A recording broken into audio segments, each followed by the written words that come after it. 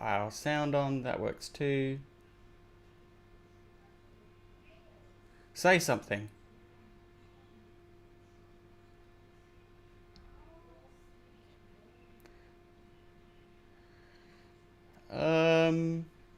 Seems okay. I'm not. Just keep chatting away. I'm not seeing you guys come up on audio.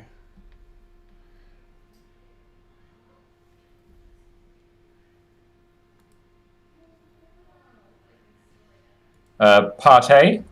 By party, I mean 6 people. And I played Clone Hero for the very first time, which is a clone of Guitar Hero. None of you have sound but Phil. You now have sound. Should be working now. Should be working now. Are we live? Are we live now? Oh, yes. Oh, okay. Oh, yes. Oh my god. Oh my god. Good to know. Yes. Sorry, Thanks for guys. letting us know. I was the only way I could test it to make sure it's working. Test by do. Okay. Test by do, yeah. Welcome, everybody, to Behind the Beards, which is the monthly hangout of the Baby Beard crew members. So, for those of you who don't know, but you should know by now, I am Sean. I am joined here by Chris. Hello. Ellen. Hi there. And Phil. Hello. Okay. We've been live for a couple of minutes. Yes, we were. No. But I have a splash screen, guys. So it was starting soon. But our audio was under it? Audio was not under it. Audio was not under it until we started. Okay. We're learning and growing. I'm so glad that no one when heard. we're live, we're live. We're not in pre-set. We're not in pre-stage. Okay. I'm glad no one heard all the disgusting things we were saying. Literally very lewd stuff. Yeah. Very lewd. Tell us what we're doing, Sean. Well, here's the thing. Before we get on to the game that we're going, I thought just at the very top of the episode, just as a quick overview of some of the stuff that we're doing for those of you that want to know. First of all, if you've been on this channel, you've been a fan of the YouTube channel, you'll be aware that we have not posted our Let's Plays in a while. The illustrious, lovable Chris posted a video recently explaining how we, for now, for the foreseeable future, we are moving away from our daily Let's Plays. We are focusing primarily on Roll to Cast, our flagship TTRPG podcast, but also we're going to be attempting some live action 2-person little video essays and such in the realm of TTRPGs that we're excited to kind of thrust ourselves into. There you go. Gotta keep up that lewdness. Yeah. Keep up the lewdness. But yeah, so that's what's happening kind of with the channel. These monthly these monthly hangouts aren't going anywhere. We love doing them. We're going to keep doing them. So if you are subscribed to the channel, don't run away because we are going to be back just in a different way, bigger, badder, and better. As far as Roll to Cast, we're currently in Season 6, I believe. Season 6, we are doing The Witcher, the Blood-Soaked Rose, which was GM'd by the lovable scamp Phil, and he has taken us through a romp in Vizima. We are up to episode 5, just dropped a few days ago. What a swashbuckling romp! Yeah, such a light-hearted romp. So fun. So if you haven't checked us out, please do. You can go through all our seasons. We've played games ranging from Cyberpunk to Vampire to Kids on Bikes to Pulp Cthulhu.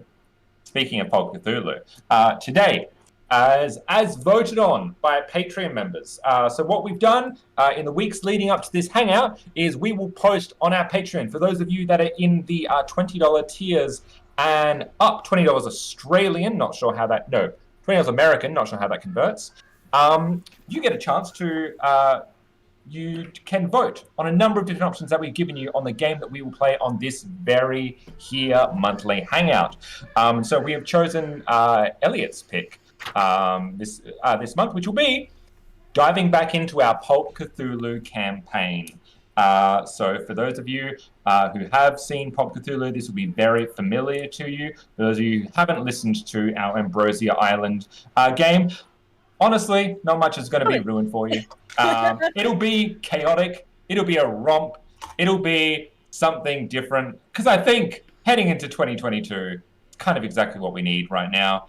Something pulpy, something adventurous, something Christmassy.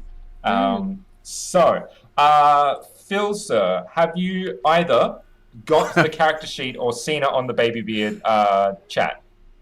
Oh, you put it in the Baby Beard chat? Because I did, because I I'm presumed you didn't frantically have it. searching my hard drive for it now because I know I did that might happen. I know I did a form fillable version of it. You did, but I figured it might be hard to find. So if you jump on our messenger chat, oh, you found it. No, I can't find it. I'm frantically. So it's on there. Right now, this is me looking at my second screen going, where is it? So yeah, the way it's going to be working today is Pulp Cthulhu Christmas is what we're going to be playing today. Sleigh bells. Chris, Ellen, and Phil are going to be revisiting their characters from Ambrosia Island, which is Father John, excellent. Mina, Saginario. I think You got it. fucking middle names. Philomena, Francesca Saginario, and Jörn Halverson. Jörn Halverson? Jörn Yes. Halverson. So we will Sounds more Dutch than Norwegian, but whatever, it's fine. We will be getting That's into Europe. we will be getting into like who they are and a bit about them. But before that, just a little bit of a preamble. Chris, Phil, and Ellen, can you all please roll me a D10? D10 for those of you playing at home. Oh, that's a percentile. Oh my God. Same thing. Oh, You He's want asking dice? us to roll dice already. I know, right? rolled a 3. you rolled a 3, Ellen. Yes. I also rolled a 3. Phil, did you forget dice? Oh, there. Stop trying to follow my style. Sorry, Chris. What did you you? copied my hat idea. I did not. Yeah, I got my Irish hat. What was that? Sure. What did you roll, Chris? I rolled a 3. Can you roll again? Because Ellen also rolled a 3. Okay. I refuse to have same rolls. I rolled a 5. 5. So Beautiful. 2 better than Ellen. Great. And Phil? 3! Roll again, you bastard. Come on, guys. We tripled 5! 3. We're just half. Roll again. 9! Thank you. Just to test this out, Roll a 3, Sean. I rolled an 8. 8, sorry, guys. All Let right. it not be said that the beards aren't in sync as a company. I mean, 3 plus 5 is 8, so there's something there. So we're going to start with Chris. Hello. At the end of Ambrosia Island, directly following the events of Ambrosia Island, before the four of you had left the dastardly island, you decided that, you know, even though you'd left a lot at the island, you left a lot there of yourselves, it only makes sense that you're going to take something with you. Like, you know, you deserve that. And why not? You're adventurers, you're interested in all things occult and all things strange, so you take things with you. Chris. I thought you were going to say because I was like a UK citizen that I was just going to colonize the island by like taking things. I'm aligned with the English Empire. I can take things. So you annex the island. Yeah. Yeah. I Stick take a all flag the down. sacred objects and historical documents and just Hey, burn them. Destroy language. And the language. So Chris, you rolled a 5? I rolled a 5. Yeah, great. So, Chris, what you take with you from the island is actually a ring. Hey. And the ring that you found was actually taken off Sylvia. If you remember Sylvia, Yes. Sylvia had a ring on her finger which actually has the symbol of the flame undying emblazoned onto the top of it. It's a little souvenir. You know, she went with God, but she didn't take the ring with her. No. Do I believe it belongs in a museum? Oh, that is entirely up to you, my friend. Okay. I believe it belongs in a museum. This belongs in a museum. Yeah. Ellen, you rolled a 3, did you? I did indeed.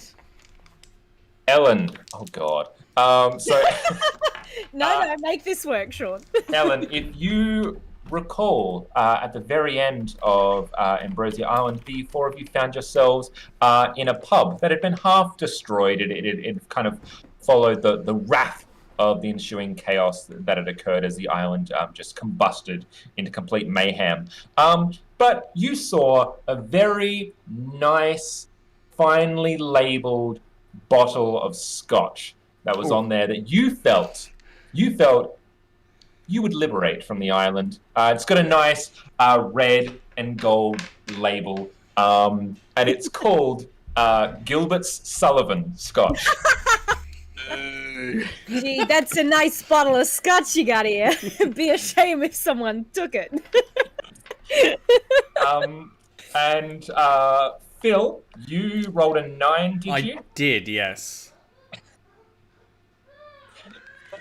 So You get a gun. I already have a gun.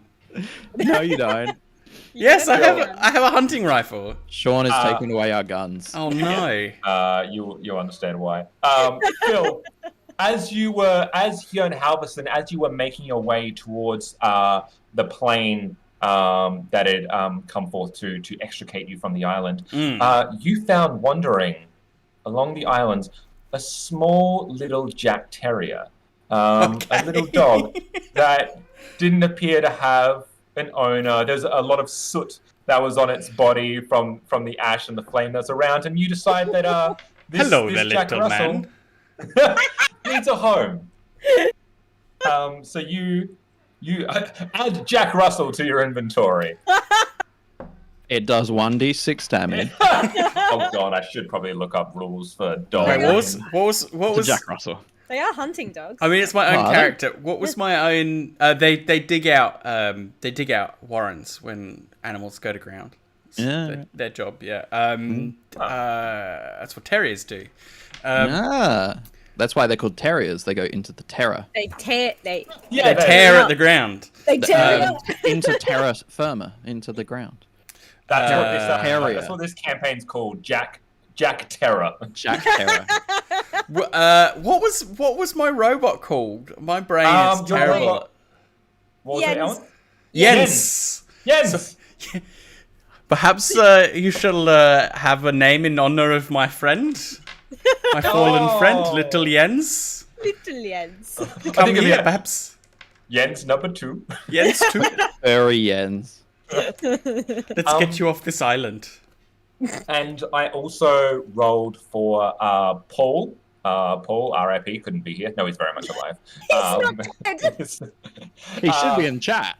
Yeah, Should but be. Paul, he rolled an 8, and what he took away, what's his goddamn name? When Pierre or Yeah. Stanley took away Stanley. from the island, was a book, and this book, the four of you found in the temple that you found yourself in the climax, and as you sat around to kind of like flick through it, it just showed like what amounted to like children's stories or like ghost stories and like folklore and fairy tales, a massive almost like encyclopedia, not a grimoire, just if that's what you're thinking, just Yes. a book.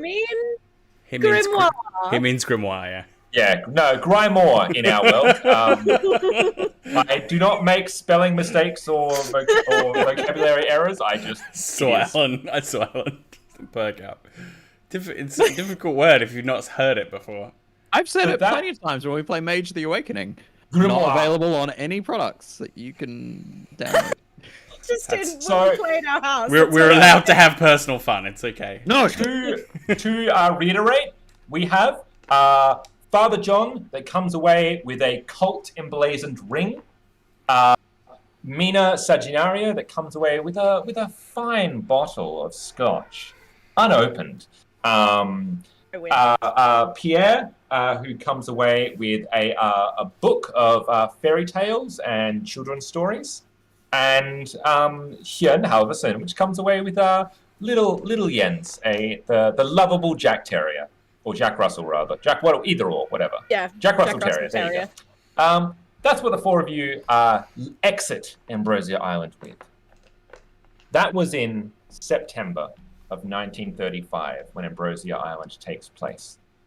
Where this adventure takes place is December 24th, 1935. So 3 months have passed.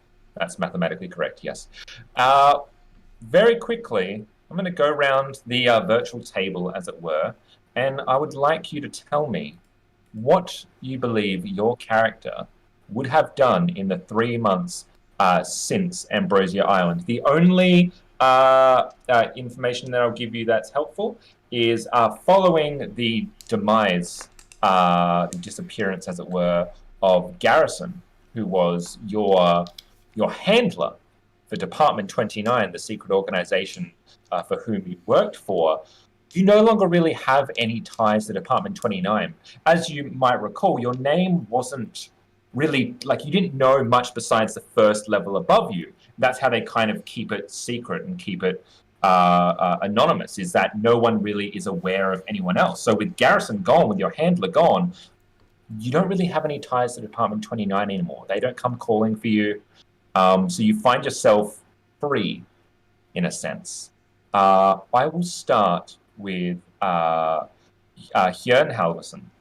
Well, obviously, he's gone home to his dear mum, obviously. Yeah. And, you know, with a bit more time to spend with her, then he's really been enjoying that, settling down, taking care of her, making sure he's around. She's getting on in years, so, you know, she needs looking after. She's somewhat self-sufficient, you know. Scandi blood and all that, you know. They're very self-sufficient people. But, you know, he likes to be there for her.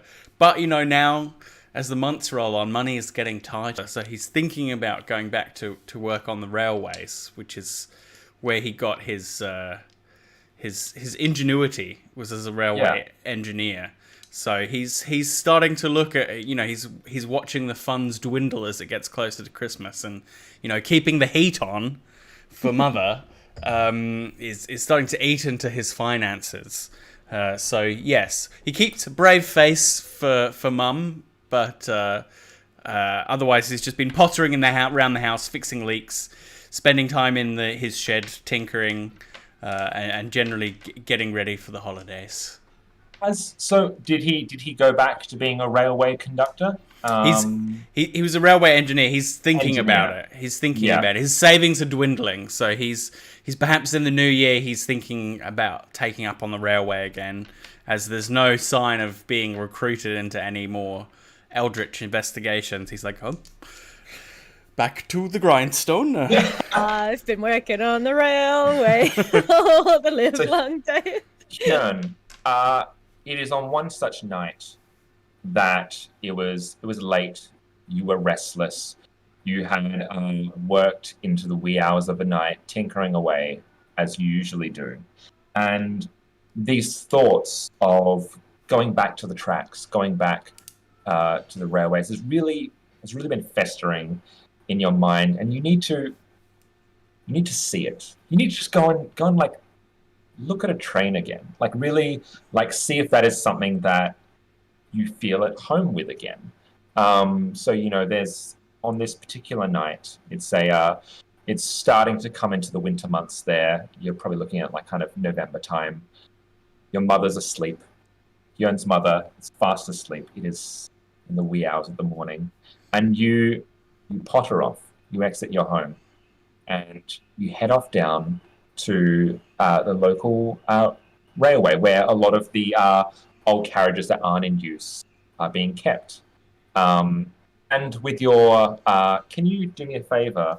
Mm-hmm. As you come up to the gate meant to keep people out, it's an old rustic gate, but it does have a very simple lock on it. You are looking to get into that gateway. How may you do so? Well, I do have locksmith. You now? I do, yes. No, Sean took that away. Looks like I have 41 in locksmith. So, you know, I'm not going to damage the lock. I'm just going to open it, you know, and I'll put it back when I leave. You know, no harm done. I'm not here to steal anything. These are all the things in Jern's head. He's like, it's okay.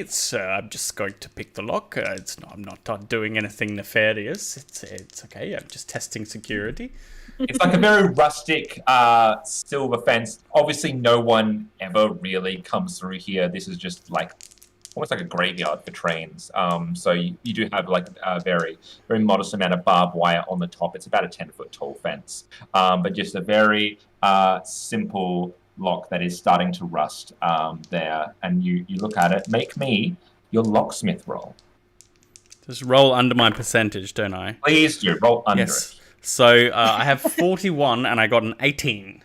Ah, beautiful. Oh. First Great. roll. Great success. For those that have never played Call of Cthulhu 4, with a particular character sheet, which I know is not going to be very handy here, all of your skills, you have a certain number that goes into it. Say, for example, as Phil said, for his locksmith ability, he has, what did you have, a 41? 41, yeah. 41. So Phil rolls 2 dice, which is a percentile dice, which is your tens and your units, and is attempting to roll under his number. So that's kind of the core mechanic for Call of Cthulhu and Pulp Cthulhu. Look, you're learning stuff while we're playing. How nice. So 18 under your 41. That is a I forget what it's called, but not a critical success, but you get more than double under. So that's with ease, my friend. If there's one thing that Yearn is good at, it's using his hands. A hard success? Hard success. Thank you very much. It's hard and extreme. That's right. So hard success with fidelity, with finesse. You break open this lock. You don't even have to bring out your auto lockpick. It just. Yeah. So this thing and the gate, very, very with a creaking, swings open, and you find yourself in the train yard, and you spend a good long while, kind of like, I feel like Yearn, is he quite a historian when it comes to trains? Like, he can obviously look at them, know the make, know the model, knows like how they work, that one actually needs a lot of work before it can be. He's got, he's got a 75 in mechanical repair. He knows trains. He knows them inside and out, and then 45 and operate heavy machinery, so he can drive them as well, So he knows a train. He knows how they work, how they couple, how they're repaired. And it's quite an intricate kind of science at this stage of history. So yeah, he knows. He Jens is yapping at his heels as they walk through the yards. It just took him for a walk. It just ended up here. Now that's a man who knows trains. And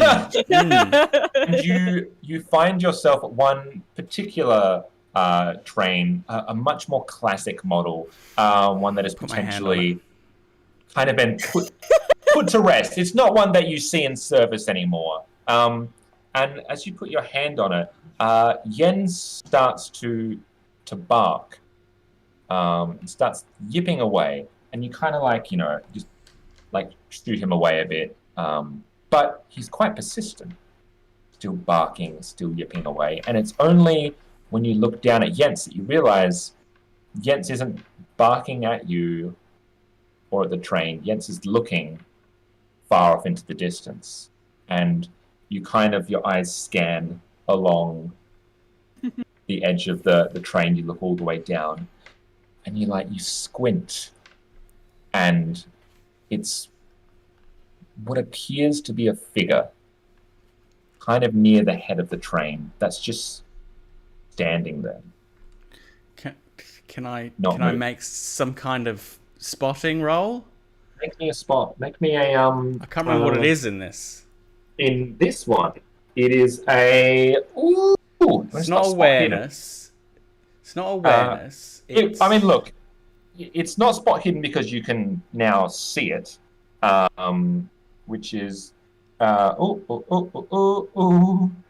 because there's a separate listen, isn't there? Yeah, there is a listen roll, but look, I'm going to say, make me a spot hidden roll. Until I can find better, let's use that as the kind of ordinary. Just not have an awareness stat. I'm sure it has an awareness stat. You can't be aware because then you'd fathom the horrible Lovecraftian world.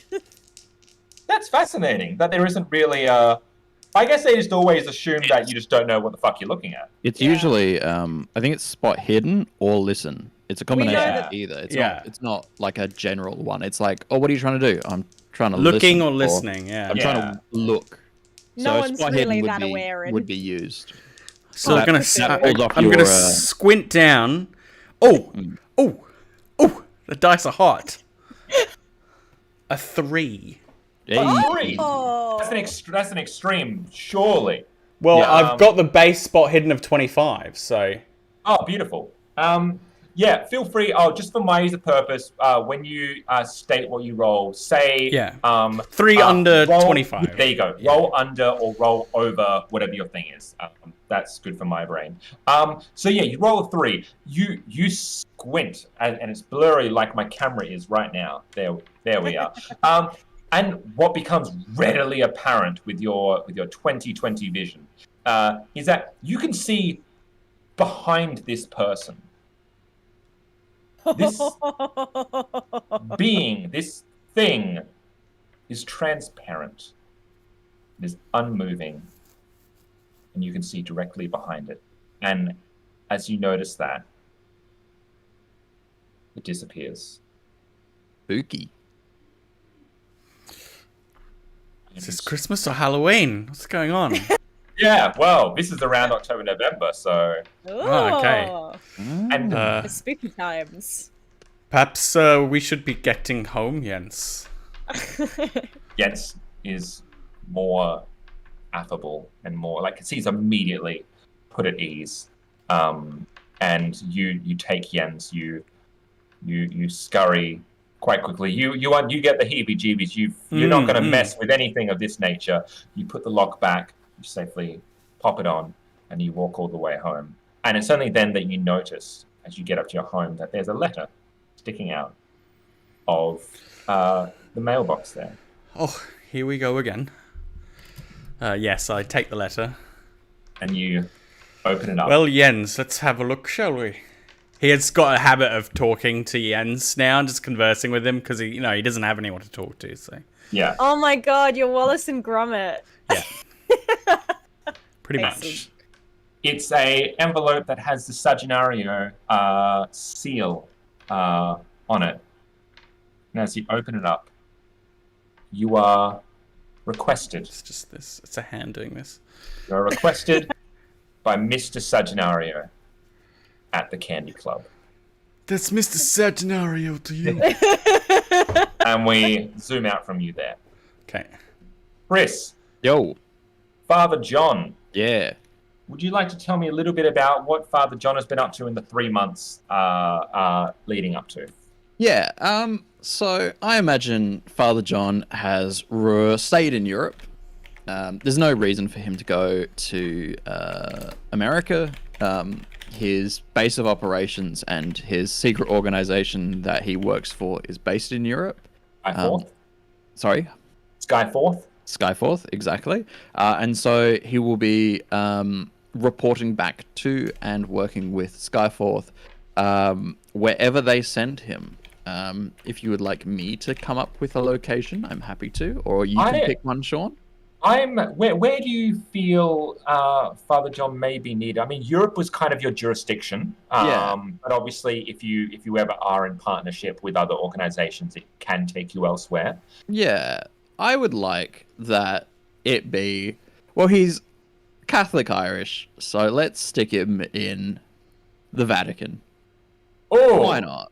The Vatican, because that's the center of Catholic authority, and there's all in real life there's secret orgs that work out of the Vatican, and they have their own spies and diplomats and funky uniforms. Yeah, so let's put a strong anti-mythos organization based out of the Vatican. You could hide a lot of knives in those robes. In those vestments. A lot of guns. Very curiously, after the events of Ambrosia Island, how has Father John resolved his faith against the mythos, and especially after kind of coming face to face with a lot of the horrors that he did, quite directly and indirectly? Is there a synchronicity between the two, or is there like kind of a Clashing? No, conflict. it's pretty all together. Father Bob, what the fuck? Cool. Father John Murphy is a mystic. He has that power in game, and so he is aware of the supernatural already, and that ties in with his faith really well. There are other gods for sure. Mine's just bigger and better. Mine's the alpha and the omega. Mine exists outside of time and space. So you can be a big fire thing or whatever. Go fuck yourself. Mine turned itself into a burning bush. Get wrecked. That ain't new. That ain't new. Nothing new under the sun. So yeah, it's pretty. I think there's actually something in. I think it's Corinthians. Oh no, it's Old Testament. Fuck. Deuteronomy. Geronimo. I can't remember which book it's from, but the acknowledgement of other gods might even exist within the Catholic, specifically Catholic faith. Great. Yep. So, following the events of Ambrosia Island, even though you realise that there was a disconnect from Department 29, you are the one who is still kind of sticking. You are closest to the mythos at all times. Skyforth has seen your good work and has rewarded you with a step up. Is it more knives? It's a butter knife. They teach you culinary skills. Hooray! I retired as a chef. Great. Like you order out too much, Father John. I do. Yeah, I do more. And so, this will be fun. How do you get me to the train station? No. It was you were given the title of Legionnaire. Hey. That is the new step up. So, as a Legionnaire, you have found yourself in Vatican City, and you are hot on the trail of trying to decipher the meaning behind how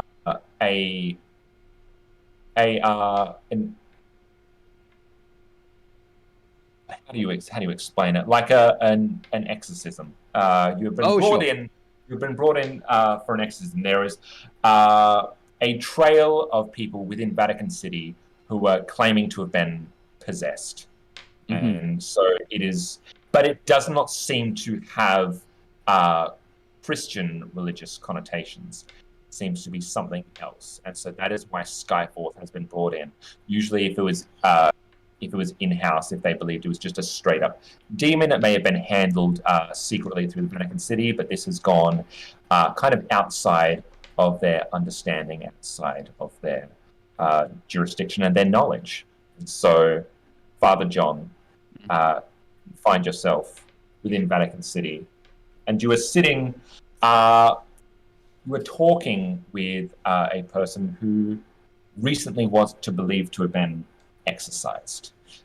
He is a portly man in his 60s, balding, what I like to call the Martin Luther hairstyle, as Josephine's did in Luther, which is just the hair around the side, bald up top, but just the ring. Monk style. Yeah, monk Tonsure.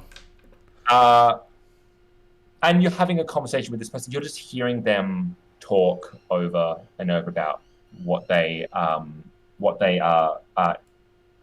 foresaw, what they felt. Can you make me an occult roll? I don't know if it'll be any good. Pretty good occult, don't you?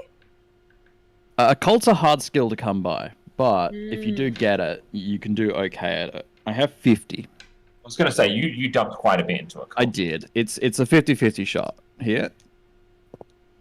Hey, I'm rolling hot. It's a hot day. It is a hot day. That is a hard success. Oh! I rolled a 16. We can do no wrong today. Yeah, wanted to get under a Say 10, mate. Get extreme successes. Yeah, wait till Ellen gets on the board. Yeah. Fuck off. 90, 91, 92, 93, Thankfully, I've So- got some high skills. Yeah, no this, worries. this person begins to speak of visions that he has had, where he sees a figure, faceless, nameless, in long robes that are blazing yellow with red wings that stretch all the way down, halfway down their thighs. Big, broad, eagle-like wings. And he keeps speaking about decay and disease, and just and this feeling of dread that has kind of gripped him. And the more you hear him talk, the more it becomes readily apparent to you that what he is talking about is a being known as the Yellow King. Yeah, that's what I thought you were going with. And That's some pretty big shit.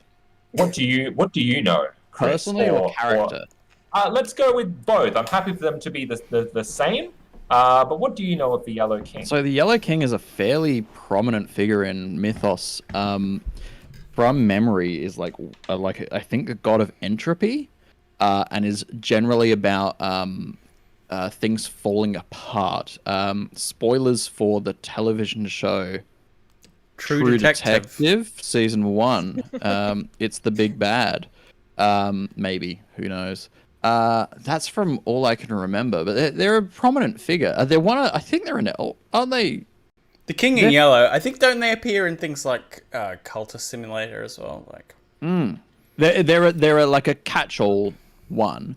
I won't Google because Sean, I'm sure you want to tell some stuff as well and fill in for my character because it's been a bit. So use my ignorance, please. Tell me what I know. I mean, look, you know that this is a character that has been told. You know what? Because you rolled so well, I'm actually talk to me a little bit more about what you know, and I'm going to get up because you rolled so well something that you do know. So yeah, my understanding is that they're a god of entropy or a god of things falling apart. They have pretty sour relationships with all the other. I was going to say Chaos Gods. It's clear they've been playing too much Blood Bowl and Warhammer 40k sort of stuff. But they have sour relationships with all the other elder gods. They... what's their cultists do? Usually ritual sacrifice, I think. So they have... Yeah, go ahead. I mean, so there's two things that you know is that where the King in Yellow is most prominent is in there's actually a play called The King in Yellow, which is what the cultists actually worship. It's considered quite a demonic and a haunting play. it's like a forbidden play, right?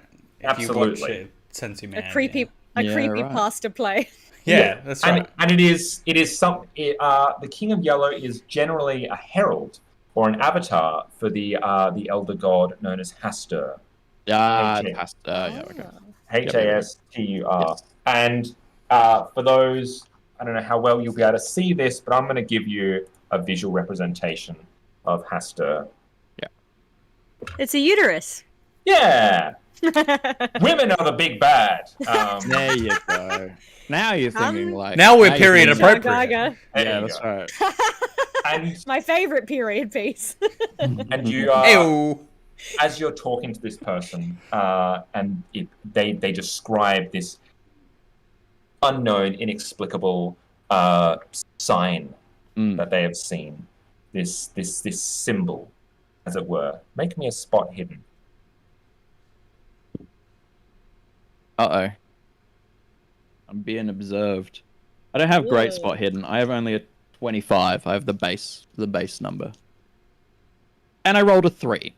Nice. You rolled a 3! I did roll a 3. Whiz. As you were talking to Gerald. Gerald is the name of this man. Where are we in Europe? You're in Vatican City. He's Okay. Gerald has come from... Geraldo. Geraldo. Geraldo. There you Hey, go. very Geraldo. Gerald. Gerald. Geraldo. Notice I'm refusing to do him in first person.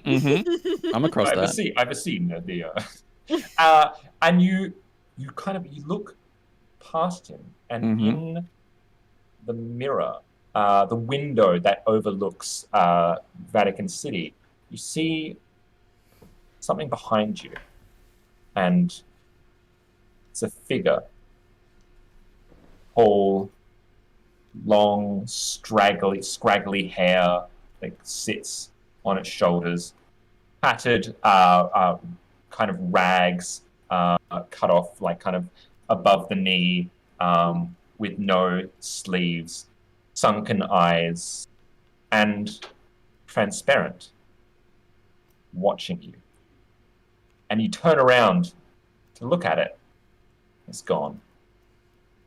And at that moment, kind of where that figure was, the front door opens up and is one of your superiors, Skyforth. He just goes, Father John, you're needed in New York. We'll take this one from here. It's and he hands you an envelope with a seal of Mr. Saginario. Very good. From you. What were you going to say? Sorry. Father John will brief his team on what needs to be done and which books to quickly reference to get into the deals of this current event, and he will board a plane and head to New York City. Beautiful. New York. New York. Hey! Speaking of which, Ellen, what's up? Philomena, Francesca, Saginario. You don't have to do the whole name. Oh, I do though. I do. What has Philomena, Francesca, Saginario been doing in the 3 months leading up to Christmas? Well, she sure as shit went to the hospital after after our encounters, because she took quite a beating from many different things. Some eldritch, some human. So after flying straight back to America, she checked back in with the family as she is wont to do, and she may have told a sneaky little fib that Vinny is dead. Oh. Now, her brother, who she was meant to find in Ambrosia Island, but I, the player, never got around to it. We were busy getting stabbed on trains and stuff. Putting out literal fires. Oh shit, I was meant to do something there. But secretly, she kind of just was hoping for confirmation, because if she found Vinny, she would have put him in a body bag anyway. Wow, okay. So, letting her family know that has ended, that the bloodline now rests with her for the Saginario clan. So, which means that I'm the next few months with you would be taking on more increased responsibility within the Saginario family. Running, I mean, they what is kind of their deal? Like, laundering, imports and exports, racketeering. If you need to know, you need to know. Yeah, that's right. What is kind of her increased mafia duties shit? entail? We've got like businesses in laundering and basically like muscling into areas and then charging people for like those accesses. So it kind of all comes through us. Racketeering, basically. Yeah, especially in like Little Italy. Kind of like got a firm hold on that. Drugs, you know, the works. A little bit of this, a little bit of that. A little bit of that. Why you need to know? You a cop or something? Whacking dudes. I'm gonna make a roll here. Oh, okay. Yeah, that's fine. It's been going, for Sean's sake, shockingly well. Like, since you like took this increased response, you rolled basically I rolled a 19. Okay. So nice. just to figure out how well you did with your increased responsibility and your taking over of the Saginario workload, as it were. Things are running smoother than anyone ever could have anticipated. It's just you don't do wrong. You don't do wrong. There's no missteps. Shipments are coming in on time. Payments are coming in on time, and your enemies, weirdly enough, are fewer and further in between. Not because you're not muscling people, but because they know not to cross you. They're not making you an enemy. They're just submitting to you and going, yeah, no, cool, that makes sense. We're not gonna. You're not an enemy. Yeah, fine, great. You mess with Mina and you get the garrote. Like that's everybody knows. Yeah. It's the last thing you'll ever do. And one such place that you kind of have under your thumb is the Silver Star Theatre. Silver Star Theatre, they are one of the more recognizable and notable theatres in New York City. All the kind of really the hot new plays and the hot new performances go there. And so that was an area that you decided, you know what, they need protection. You know, they need to keep their prestige. So they're gonna pay you to maintain a sense of prestige and a sense of Hey, we run a service here. Exactly. People need the service is not burning down your business. And part of that, part of this deal that you have is, you know what? Whenever Filomena Francesca Saginario wants to go see a performance at the Silver Star Theatre, Filomena Francesca Saginario can see a performance at the Silver Star Theatre. She's got her own box. love that. I want to go to a theatre. I'll buy one. Yeah. I racketeer and intimidate one. Yeah. And I won't burn one down and then tell them that. Yeah. And so on Christmas Eve, you're taking a well-earned break from your work life, and you're indulging in the theatre, but for a very special, very particular reason. Because what is playing at the Silver Star Theatre is the latest work from Pierre Patatique. It is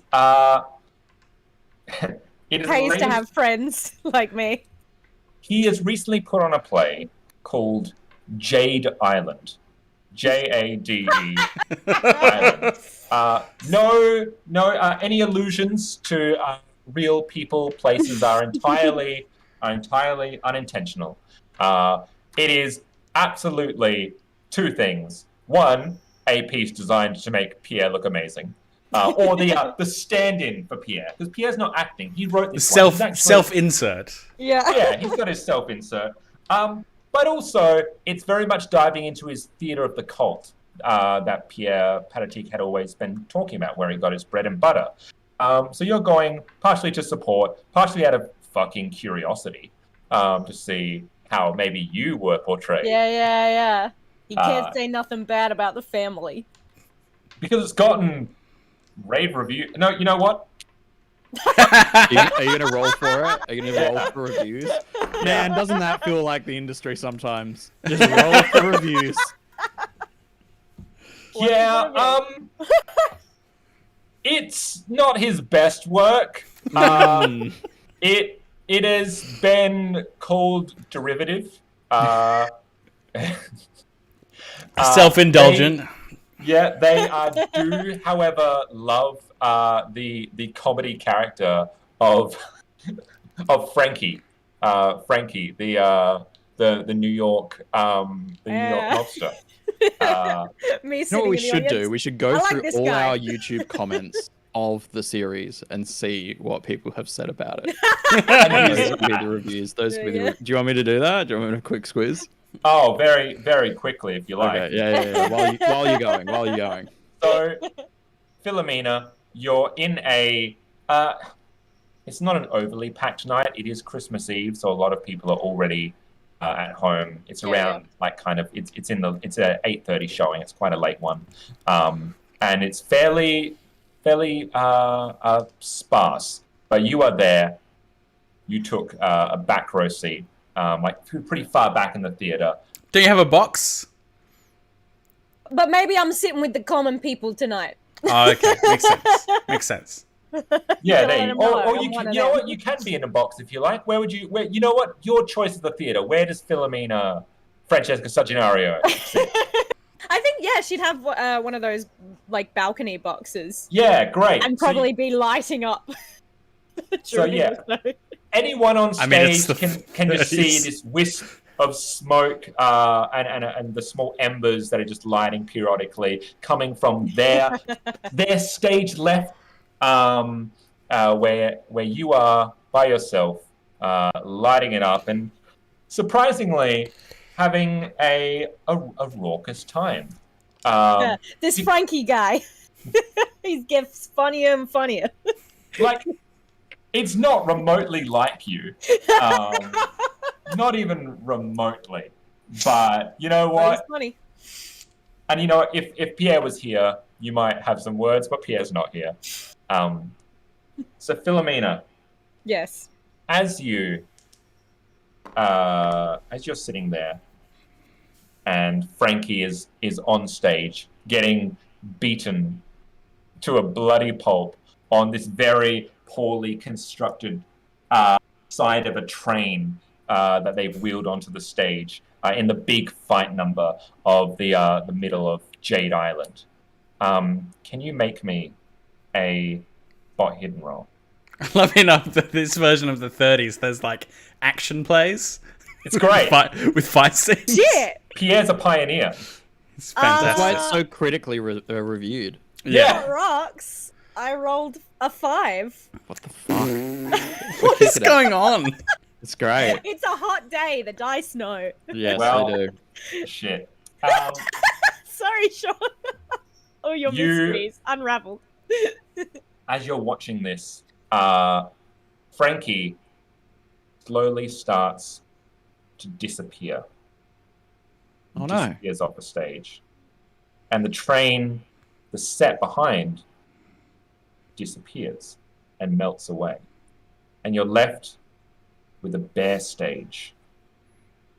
And you look down and you see that the spotted amounts of people, the spare seats that were taken up by the common folk, are now empty and now void. The entire theater is empty. You can hear a pin drop. And you feel something next to you. Turn to look at it. You slowly kind of like turn to your right and just sitting directly next to you, just staring straight ahead.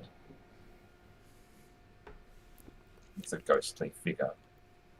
Long, straggly, wet hair. Thanks, Chris. You're welcome. It's Santa Claus. I was gonna Tattered. spit on this, but Tattered clothing, and being as close as you are, you can see what looks to be like what would be bruises and scrapes and cuts over the majority of this being's body, and it's just breathing heavily. You can hear it in, out,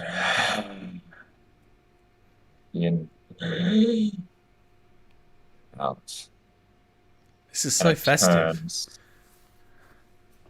And it stares with its white, milky eyes straight at you. does Ellen Tell lose me her what shit? You want to tell me what the fuck you're doing up here? It just looks at you. And it says,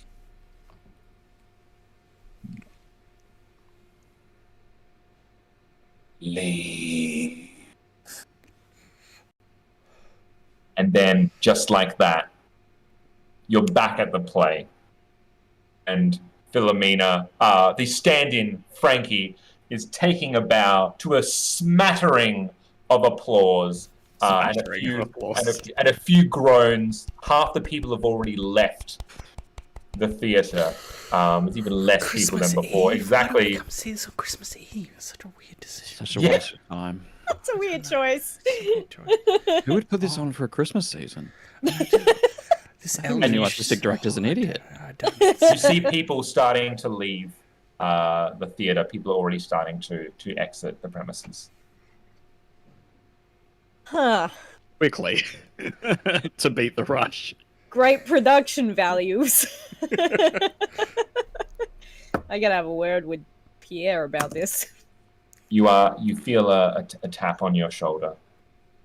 What? Oh, hey, and it's Domino. Oh, nice. Domino, oh, nice, I remember him. Yeah. With his sunken eyes and scraggly. And Domino goes, hey, well, Merry Christmas, boss. Did you get me a present? Oh, yeah, but tomorrow, because Christmas Day, you know. My present is you getting your work done on time, Domino. Don't let it slip. No, absolutely not, boss. Speaking of work, yeah. You know, your father wants to see you just down at the club tonight. If possible. Now? Get the car. Okay. Am I driving or are you driving? Jesus Christ, Domino, you're driving. Oh, okay, I'll drive. Domino. It's like Kronk. I'm gonna fire this guy. Domino exits out and brings round the car as it waits around the front for you. And you get in. Yeah. And you head to the Candy Club. So, Christmas Eve, December 24th. It is around 8 p.m. when the three of you have made your way through the infamous Candy Club, with its palm trees on the outside, big marble staircase that leads up, and the big flashing neon sign, Candy Club, which is it usually would illuminate the long line of patrons that would be lining up to get in. It is a little bit quieter, obviously, being Christmas Eve night. There is an air of calm that is which is unusual for the Candy Club. It's kind of like, yes, Phil. Is Christmas in New York? Is it snowing? That was exactly what I was going to next. Because as you step out of the car, the first drops of the snow start to kind of like fall into your hair. Glad I bought this fashionable hat for this time. And Mina, that's a callback. That is the words you hear, and you look to your left as you see Jörn Halverson standing there. Snow already falling down onto his hat. I have a question for you, Sean. Yes. Would I know about Jörn's situation with my family? No. Okay. No. No. Okay. No, that has not been made privy to. Do you wanna remind audiences? Well, Jörn, do you recall? Didn't they try to steal my inventions, or they tried to buy them and I refused? Steal. It's such a harsh word. Yeah. Buy. They tried to buy my inventions, and I was like, no, thank you. And that went down well. Yeah. It wasn't a question. But I've managed to evade them since, which is good. It's an interesting thing. You don't know for sure whether they have been unable to catch up with you, or potentially whether Mina's new involvement in the club and her closeness to you and the camaraderie that you shared maybe put a nice little shield on your back that has kind of prevented you from taking any sort of retribution. You're unclear, but it's kind of an uneasy stalemate that has been enforced between you and the Sagittario family. You assume. You can't be sure. Okay. Look, I figure it's water under the bridge by this point. They didn't even really know what my inventions did. I've been off the scene for a while. Been laying low. I'm sure they don't remember some extremely plain 40 appearance railway engineer. I just happen to be nearly 7 foot tall. Yeah, you stand out like a sore thumb. A sauce thumb. Saucy thumb. And it is... But, hopefully it doesn't matter. As the two of you kind of meet up awkwardly, it is at this point that Father John makes his presence known, coming out of a taxi, I would presume. Yeah, absolutely. Or maybe the local church has sent a car around. You know what? Yeah, why not? I'll get out of a taxi. Yeah, there you go. There's at least one taxi around. Yeah, and it's yellow because it's New York. It's New York, baby. Would it be black? I don't know. The three of you find yourselves together for the first time in 3 months outside the Candy Club. Huh. You're both a long ways from home? Oh, just the suburbs, I guess. He's a bit further than me. Hey, how are we all doing then? We all all right then? I'm assuming... What's that? I'm assuming this isn't coincidence, you both being here. No, I think your father wanted us in, and we're happy to oblige. I'm sure that's what I got. I got a little letter from your father. I got the same thing. He seems to be a man of means. He knows how to get to me, and that's all right. It's all right. Yeah. I don't know what kind of dealings you got with the family, but in there, it's mainly business. So I hope you're not thinking I can pull any strings. Oh, I thought it was a Christmas party. Whoops. Yeah, You've dressed yourself with that hat, and it. Well, last time there was quite a palaver about the hat, so... It's a nice hat. Thank you. Yeah, you might want to not let... whatever. Phil, have you brought your furry Domino friend? can suck eggs. No, I haven't brought my dog, Okay. to a club on Christmas Eve. Sorry, guys. Boo. It's just not a... I just don't think it's realistic. Maybe I shouldn't bring this dog to the mobsters club. on a winter's night, yeah. He's sitting on Mother's lap.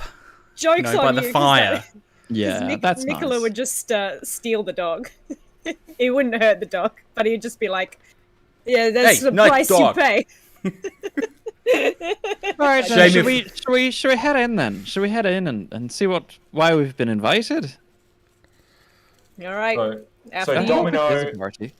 Domino comes round from the other side. He kept his distance while the three of you said your hellos, and kind of feeling when the conversation has come to its natural end, he steps forth and is like, "Hey, boss, if you and the others would like to follow me, I'll take you to Angelo." Angelo. Isn't that his name, Angelo Saginario? That's what Sean's notes say here. Nicola. Why have I got Angelo Saginario? Who's Angelo? I don't know. Well, fuck Angelo. Nicola. Don't tell the boss that said that. Yeah. So he brings you up. There's no line to pass this time. You just make your way straight into the front, past the fake palm trees, past the bouncer who unclips the red and green rope for you because it's Christmas. Christmas. That's a nice touch. That's a nice touch. They got a fucking velvet rope for 1, 2, 3 days of the year tops, and then And they use it for the whole of December, man. Oh yeah. Oh yeah. It's a candy club. You got to really milk that. You know what? That's fine. That's fair enough. That's fair enough. It is the candy club. And so, for those of you who remember not the candy club, and for those at home, you get to know a little visual aid that I did use. This, by the way, is the candy club. Those that are ever wondering. So as you make your way in, as per usual, it's always so much bigger than you envision it. Especially more so that it's not a packed night. You do have a band that's playing off to the left-hand side. You've got the dance floor directly in the center. The band on the left, you've used them a few times. They're quite well known on the New York circuit as a particularly wholesome jazz group. They're called the Fuzzy Gerbils.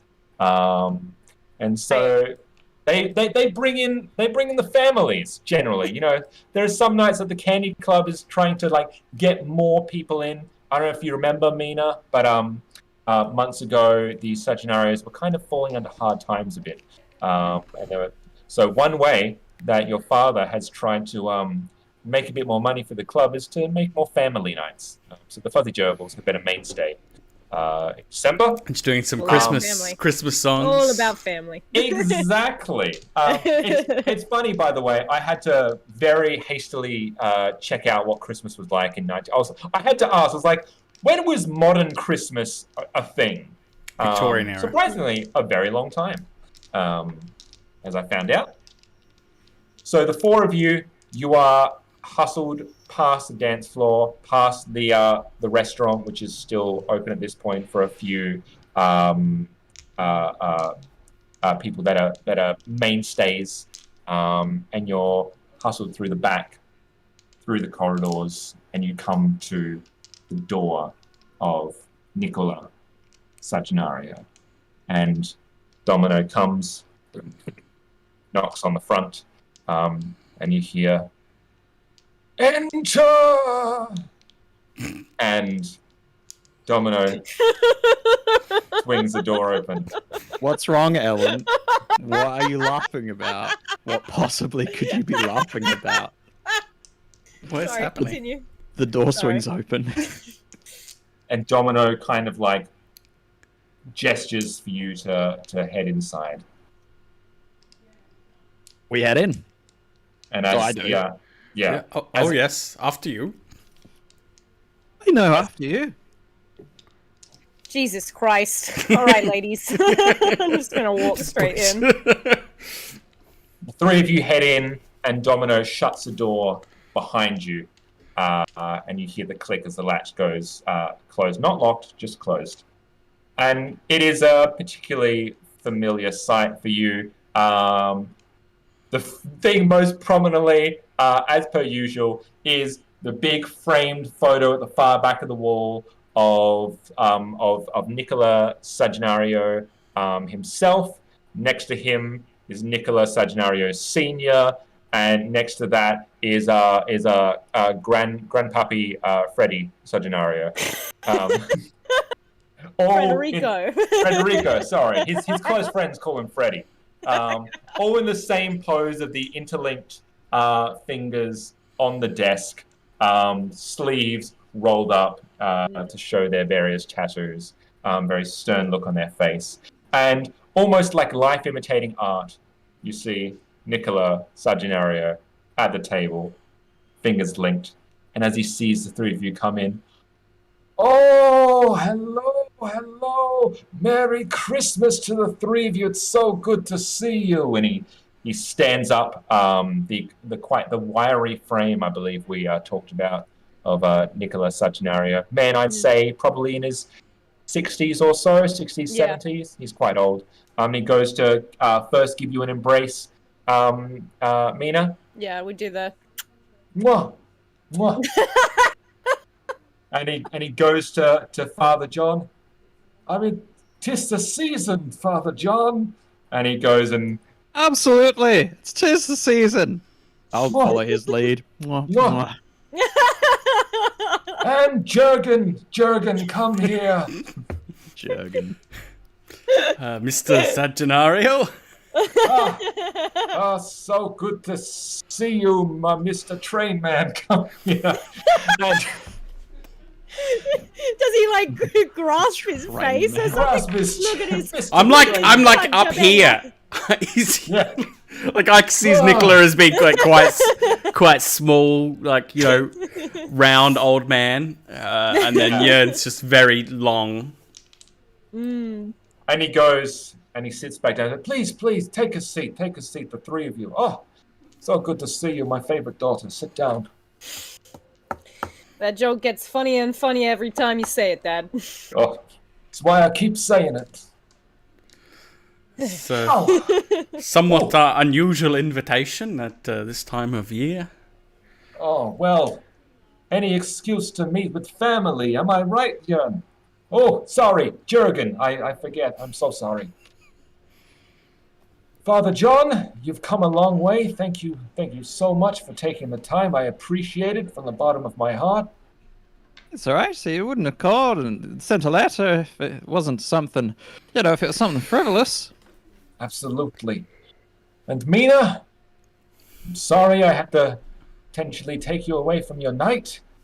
You do a lot of good for this family, and on this night, on this auspicious occasion, I am going to be asking you to do a little bit more, so I appreciate you coming down. Anytime. Now, the reason that I've called the three of you here. John, daughter, Jogan. Jogan. Joe Rogan. Joe Rogan. No thanks. He's from Jersey, isn't he? Anyway. You get the blunt going. He asks if you've ever tried DMT. What is it? DMT. I've brought you across from fucking Europe. Have you ever huffed? You ever tried DMT? Really expands your mind. Really expands your perspectives. I becomes Uncle Bob again. Yeah. Have you ever huffed Have you ever tried the Eldritch? Eldritch horrors. Because his inventions are powered by like a smoky eldritch substance. Does he still use it? He's got a couple of vials still. Okay. Yeah. He's put it aside for now, but he hasn't gotten rid of it completely. Jeez. So, unfortunately, your compatriot, Pierre, could not be with us. He's currently touring his shows to several places. I believe he's in Cincinnati at the moment. Seems to be doing well. I've heard great things about the show. Unfortunately, I wasn't in it, apparently, but that's fine. Maybe on the rewrite. Maybe you can talk with him, Mina, about putting in a nice like a cameo. Yeah, that would be good. That'd be good. Expand my repertoire, Yep. Anyway. Love the idea of the hidden mobster being like, put me in front of lights. They love that. So many mobsters are like, I want to be in this film. Yeah. If you're asking for my experience, I want to be in it. I want to be. Yeah. I love it. Goodness I love gracious it. me. But the three of you together here, I know you've done great things before, and so it's only right that I bring you here to do great things again. It is Christmas Eve, and so this comes at short notice, but I wouldn't bring you here if it is of great importance. I have a mission for you tonight, and it has to be done tonight, before Christmas, before tomorrow. I forgot to get Lenny a Christmas present. Sean. Lenny Sean. has been a valued member of our team for the past year. And of course, that he's had such a hard year, what with his father passing. And I don't know if this was made known to you, but last month, Lenny actually lost his hat. And so I wanted to do something really special for Lenny. However, I've kind of left it to the last minute. And all the stores have closed down. But also, now that I'm thinking about it, I don't know whether to get him a new hat or to get him something else that he might really value. So I thought the three of you together could really find the perfect Christmas present for dear old Lenny. And it would be considered a great service for me if you could do so. Have you tried cash? Father John flew from Europe. Yep. It would have taken so much foresight to anticipate That he would have left it to the last. this up to the last minute. I bet he would buy. A letter that has to go from New York to the Vatican, and then a plane from the Vatican back to New York to be like, I'm glad you're here. I left this thing to the last minute. Surely there has to be some ulterior motive. Surely. I have been waiting so long to drop this. And now this explains like the hour-long build-up of getting us back in the same place, rather than just like hand waving it. You like had to build up to that reveal. You killed me, Sean. I'm dead. Do you not have a nice bottle of liquor laying around you could give him? Since the passing of He his also father, wants a fucking store-bought. It's gotta be a fucking personal gift. since the passing of his father, Lenny, he took to the drink quite hard, and so he's actually a month sober at this point. Usually, a nice bottle would go astray. How dare you suggest we get him alcohol, you insensitive prick. He's a recovering alcoholic. Oh, so I'm sorry. What's the matter with you? What's the matter with you?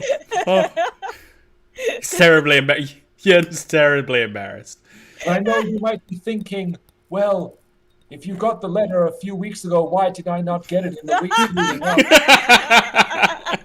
You know what? Father John Murphy was thinking that. That's so But funny. I that hope are- you can appreciate, as the head of a respectable business, I have my fingers in many pies, and one of those pies could not be the local shopping mall. And so I knew I could count on you to do this for me. He doesn't happen to like action figures, does he? Very popular action figures, I don't know, of which actually. there's only one remaining. He is quite a young man at heart. Maybe a toy of some description would lift his spirits. Were you What about would to his- give us a Turbo Man version there, Phil? Yes. Fucking That hell. was. Yes. Turbo Man, I gotta find him. Oh, fuck. Basically, what I'm saying is, whether it's something that you find from a store, however you get into that store is really up to you and God. I have nothing. I will look the other way, as will most people in the city. That it's fine. Or if you make something, or if you find something, as long as it comes from the heart, I'm sure Lenny will appreciate it tenfold. Okay, so you're leaving this up to us? You don't have anything in mind? Yes, I'm very busy. I Table of nothing. I can tell you a few things that I know Lenny is interested in. Oh, Number by one. all means, yes. Number one, hats and other various headwear. Obviously, it's a little bit tricky to replace a fedora that was given to him down by his father. I don't know if you check any photos of him, you might be able to find something that is close to replicated from him. Or maybe you'll find something different, bring him outside of his comfort zone. Maybe a, I don't know. 10-gallon What's around in hat. 1930? Yeah, a 10-gallon hat. Or a 5-gallon hat. Whatever they're called, I don't know. Well, he's got a pretty big head. Maybe if you go more than 10-gallon.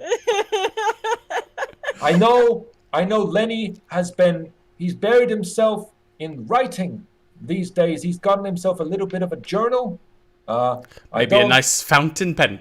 Oh, that's a good one. Yes, I don't know where you might get one. Like the one on your desk there. Ah, yes, but that's my pen, so no.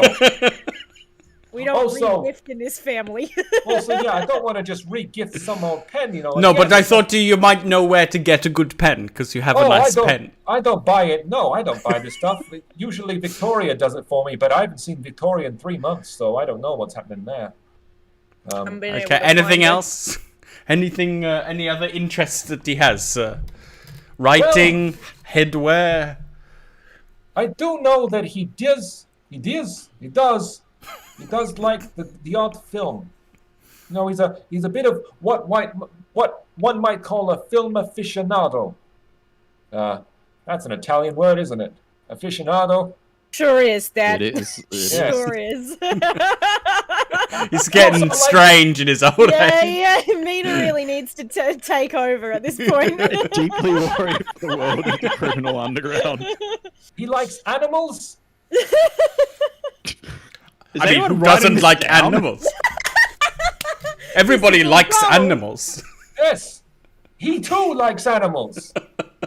So that is a potential avenue that you can go down. Okay. Otherwise, he also likes... Well, also there's just the idea of surprising him with something that he doesn't like, you know? Like expanding, thinking about what you know about Lenny, what his personality is like, and maybe something that would appeal to him intrinsically as a person, rather than some sort of material good. Maybe a gesture, maybe a moral or a lesson. You know, I have personally only met this young man once. Oh, Can't help but remember my 5th birthday when you gave me a dead rabbit to skin. Why are we going to the trouble for Lenny? well, He is a nice guy, so he's I a very understand. nice guy, and to be There to it be, is. to be fair, well, first of all, Mina, it was alive when I first got it, so I'm sorry that things. That's another story, really. I had different intentions. I had to roll with the punches once it, hit the bucket.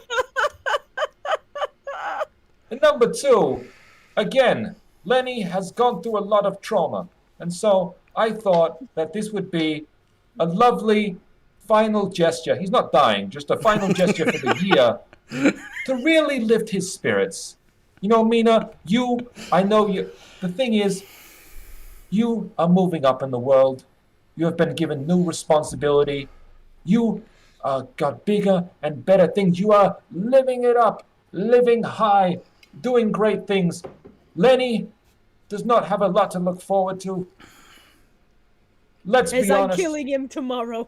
Well, no, he has a ceiling. He has a ceiling in the business, let's say that. So, I just want to give him something nice. Okay. All right. how about a pair of concrete shoes? No, I already gave that to someone else, so I don't want to do the same gift twice. Just a So, little Special. joke I will there. leave this with you. I have other things to attend to here at the club tonight, but I entrust... Stares out the window. But there isn't a window. He's just turning and looking. Stares at a picture of a window, which is perfectly painted there. I like the painting. I'm very I busy. entrust the 3 of you with this most important of tasks. Goodbye. You can. Oh, after you. Ciao. Hey, after you. Yeah, Oh, I'm gonna walk After out. you. So, As soon as we shut the door, I might just say to Jörn, why don't we just give him his fucking hat back? I mean, perhaps that we should do that anyway, but also Yeah, get we him a should definitely gift. do that. Oh, so Did I actually steal his hat originally? you I thought I gave it back. You did give it back to him. Oh, so he just has- lost it. He has lost the hat. oh, Jesus Christ. It's Lenny. So So I wonder if Father John can do some sort of occult ritual, call on the bring power it of the back. elder gods to like reveal the location of the hat, or Did you we know can. that- That was literally my second role-playing game story ever. Was a story called Find Bob's Hat. I was 10 years old. I was running a D&D game, and there was a chef in the local town, and he was a chef hat, and he had a chef's hat, and it fell down like 5 levels of dungeon. Oh, I hate when that happens. And it was like, I hate it. Noble Adventures, go find this baker's hat. His name was Bob, so go find Bob's hat. It was the second story I'd ever wrote. The way that this That's a kind solid of plays hook. out from now is New York is your playground. Whether you decide to go through several avenues individually or do something together, whether you decide to locate something, make something, deal something, find something, New York is literally your playground. So did you do an all New York inclusive sandbox for our one shot? 3-hour one shot? Yeah. It seems unwise. Merry Christmas. Thanks, Sean. Bon Natale. Because I honestly, like, as a peeling back the curtain, I love this world. I love this Ambrosia Island world where everyone's kind of Insane. mentally unstable. But it's also a super inclusive New York. And I love this world. I was like, you know what? I'll let you guys Even the Irish are wherever you'd welcome. like. Yeah. So feel free to tackle this from what you know about Lenny, however you see fit. Well, I like the idea of a fountain pen, honestly. I think it's a lovely gift. Fellas, my job doesn't usually involve finding presents for people, so I'm happy to go with the first idea. There should be some sort of stationery store around. Maybe I can ring up the guy, muscle him down, get him to open the store. Hey! Get over here! Yeah. Go open your storefront. There's cash in it for you and the kids. I'm so glad that I got taken away from the Vatican and my inquiry into the fucking Yellow King. holy shit, the King in Yellow, and I could be so So while we're walking to the stationery store, I'm gonna tell Father John about my strange encounter at the rail yard. That I swear that I saw some sort of ghostly figure. I had this compulsion to go there one night, and I saw a ghostly figure that riled up my dog. Oh yes, I have a dog. Do you remember the dog I took home from Ambrosia Island? He's a very good boy. So, but he got very worked up when we saw this apparition, and then I went home because I didn't have Scary Mina or yourself with me. Yeah, I like that. It's a good name. Hey, Mina, you've seen any ghosts or anything like that? Well, I went to the theater tonight. See Pierre Stanley, whatever you call him. See his show, and yeah, I saw some sort of figure.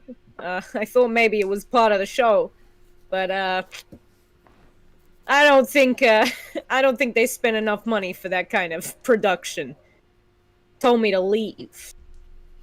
Hey, this figure did. This apparition. Yeah, it was in the theater, sitting right next to me.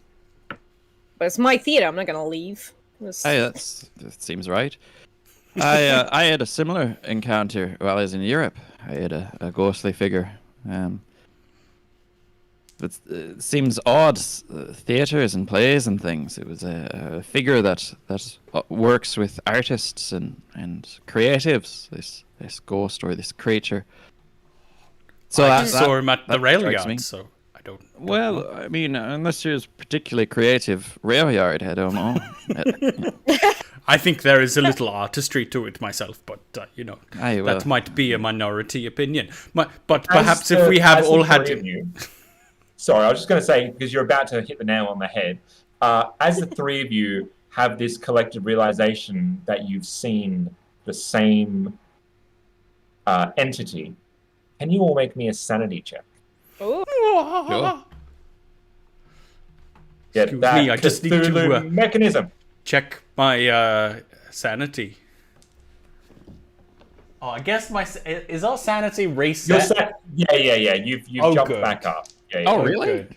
Actually, no. You know what? Sanity, your health, your HP, and your luck is back up. Your sanity is where it was. I don't remember where my insanity got to. Quite Should bad, be I think. Should be marked. I have its original position marked, but I cannot see on here. I'm going to say, because you had quite a few mental breaks. I had a couple, yeah. I'm gonna put you at half of what you were. So 30. Okay. Cool. Yeah. That changes things. Okay. I did not succeed. 41. I did not succeed either, so I'm No. 11 over. Where's 71. that sanity sting that we have from the season? Oh, yeah. That's a good sound effect. Wasn't it? Thank you, Paul. Yeah. Chris, how'd you go? Yeah, I passed. I did. Oh. I mean, a hard pass, really. That's it. The one who understands the occult and understands the mythos is fine. I have 84 sanity. Like, Jesus I'm a Christ. Right. beast. I'm a mentally fortitude character. Look at that season you did not. I lost 5 points. I started at 89. Well, so That is obscene. Chris, you only take 1 point of sanity damage. Sure. However, Mina and Jörn, Jogan, you take a d6. 4. 3. 3. Now, okay, no, you're fine for now, Jörn, but obviously track how much you lose as you go. Send Jörn insane again. So Phil, I apologize. I interrupted you. This is kind of like as Chris finally, as our Father John finally mentions that he too saw this entity. The three of you have the collective realization that you've all seen the same thing, and you're hit with this wave of dread. Jörn and Mina in particular. John, it's not so much being hit with a wave of dread as it is a confirmation of a realization. Like, this tracks. That makes sense. You are three people who are tied together in more ways than you are aware. Other things are aware of you. That kind of makes sense. It's but it makes sense. It aligns with what I'm thinking. Like, Father John is thinking, why would a person summon three people together to make a Christmas present that he's anticipating that he's going to forget and leave to the last minute? That's eldritch powers working through him. He's a conduit for this shit. That's what I thought, yeah. He's been manipulated. He's being manipulated or is being possessed, whether deliberately or not deliberately. Or he's not, and that's somehow worse. Yeah. Either's not great, is it? Yeah. But yeah. And yeah, that's kind of where you're you stop almost in the middle of a street, a little bit down the way from the Candy Club, as you have this collective realization. Perhaps this hilarious coincidence is not so hilarious after all. Hey, so this figure, I think, tends to use players as a way of communicating or yellow sigils, signs. Have you seen anything odd, yellow symbols or signs, or is there a play other than the one that you saw there, Mina, at the theater? Is there another one at the theater that people are seeing? Is there, Sean?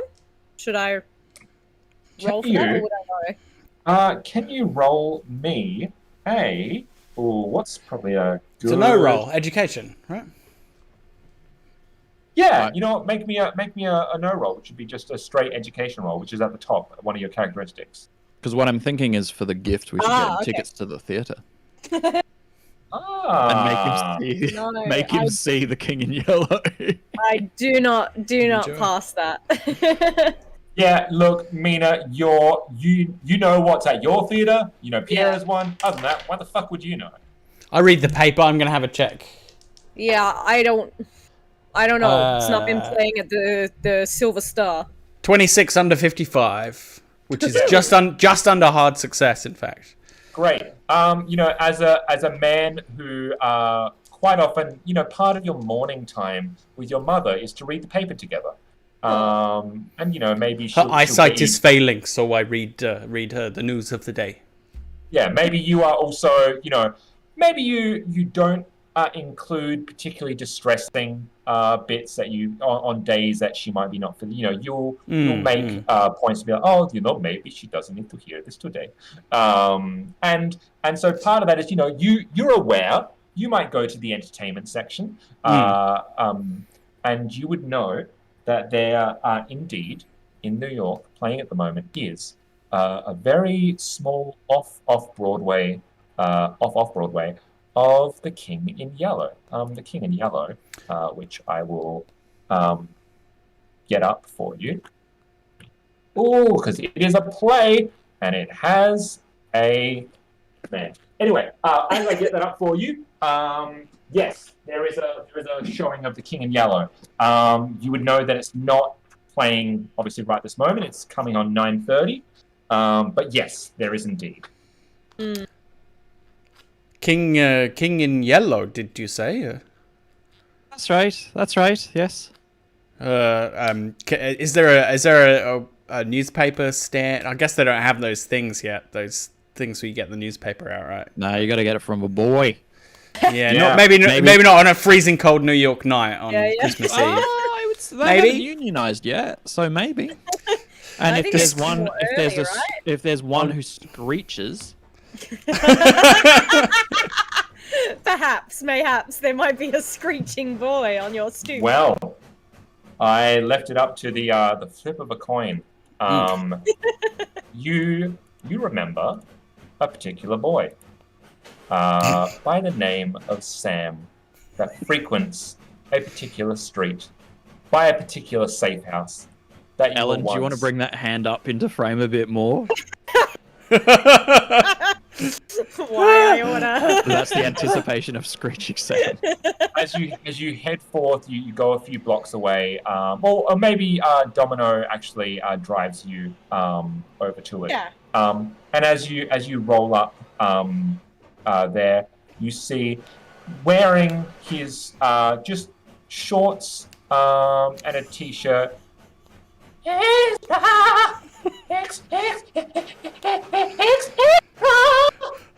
Jesus Christ. I'll flick him his quarter and take a Yeah. paper. Hey, Domino, Yeah, what is it, boss? you got a cold in that car? I'm gonna leave this up to luck. What's your luck score there? Roll a luck roll. Does luck reset or does it stay? Luck is reset. Okay. Yeah, he just didn't let me have my sanity back because he's a cruel bastard. Because that's how the game works. You Oh, don't get your sanity back. 10 under 60.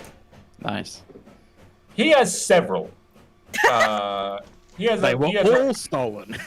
yeah. You know what? Like, Some guys we whacked last week. Oh, maybe You they're know, making they're- like counterfeit That's jackets. exactly right. It's Yeah. like, you know, we still have some left over. You know, they ordered a bulk of 1,000, but we actually got a 1,500 here. So there's actually a box, and he goes up to the back and why? What kind of coat you feeling like tonight, Mina? Give the boy a warm coat. It's Christmas, for Christ's sake. Why does the boy need a coat? It's a Christmas. Why do you need to talk back to me, Domino? I don't know. I really shouldn't, should I? No. Give Okay. the boy a coat. Okay. He lifts up the boot, pulls out this big long trench coat, and just here you go. Oh, bless you, sir. And he pops it on. It's dragging on the floor. His hands That's fine. don't fit through the sleeves long enough. It's like, oh, it's a bit hard to hold the paper now. 1 second. And he tries to put his hands through. Oh, bless you, Miss Christmas. Hey, you see a lot around, don't you, boy? I guess. What's it to you? Wait, no, I like you. Oh, why do you ask? Why is this small Victorian boy in America? Anyway, it always helps to have an eye out on the streets. Call this number, and I'm gonna give him my card. There'll be, not call it now. You mean if there's ever... Yeah. If I'm in trouble? Sure. Or tomorrow morning, there might be some fresh milk in it for you. Oh, wait. So what do you want from me exactly? Instructions unclear. I might have a job for you. Yeah? Now? No, not now. Oh. Jesus Christ. Well, I'll come for you tomorrow. Yes. You'll have a job for me. Maybe, yeah. Okay. Oh. Do not hire Screeching Sam. Unless you get him a speech therapist. Do not hire Bullet. Anyway, thank you for the paper. Might be useful. I'll try and find a thing tomorrow. I normally like children, but that child is something else. Where's your heart? You get the paper. Culture section. As you're scrolling through, find scrolling through theater 1930s. Let's actually use the old 1930s in the theater. What? There you go. There's a nice little quaint theater called the Washington Theater. That's about a 20-minute drive away, and it has played The King in Yellow. Small little quaint red brick theater. Okay. I knew Sean, that name rang a bell. See, I found the listing. Sean, just a quick aside. Do I know anything about The King in Yellow, the play, or what it does to people, or do I just know that it is somehow associated with? So, what you kind of know is that it. You rolled quite well. You know what? Can you just make me? Do you have a lot in? Do you have anything in history? As a roll? Yes. Can you roll history for me? Sure, I can.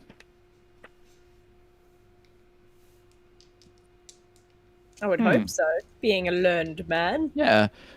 So that was a 9. Jesus. What the heck? And I have 75 in history. So that is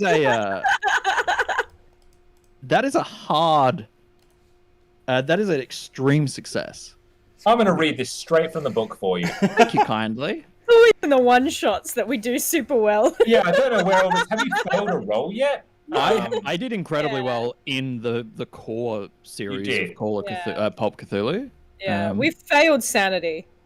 Worshippers are often solitary madmen, artists and poets, driven mad by reading the haunting play The King in Yellow, and inspired by its cruel beauty to create art that renders human experience meaningless. The insanity-inducing yellow sign is often embossed or stamped on editions of the evil book. The sign is a focus for madness, helping to warp the dreams of those who see it. Right, so you've told me about me, Chris Bond, the person. What about the King in Yellow? Hey. Hey. Ring-a-ding-ding. Yay. We did it. Am I correct in that you're kind of killing two birds with one stone? You're trying to figure out what this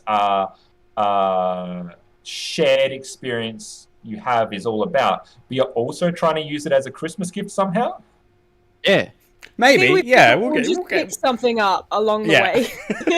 Whatever we find. We kind of got sidetracked. Yeah, we go to the theater, we might get a copy of The King in Red. That's right, yeah. Just give him a copy of the madness-inducing. Yeah, no, not The King in Yellow. We get we clean that one up for him. We take out Maybe we Take could out the get second like act. season tickets or something. I feel like the way to like for him to get over his tragic backstory is to go mad, so he won't think about anything anymore. Oh, there's I an mean, idea. human existence is meaningless, so why be sad? Why be sad? Why be sad?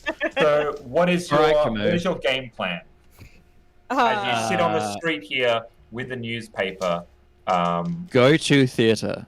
Yeah. Find listing of director, producer, or whoever's put on this play. Yeah.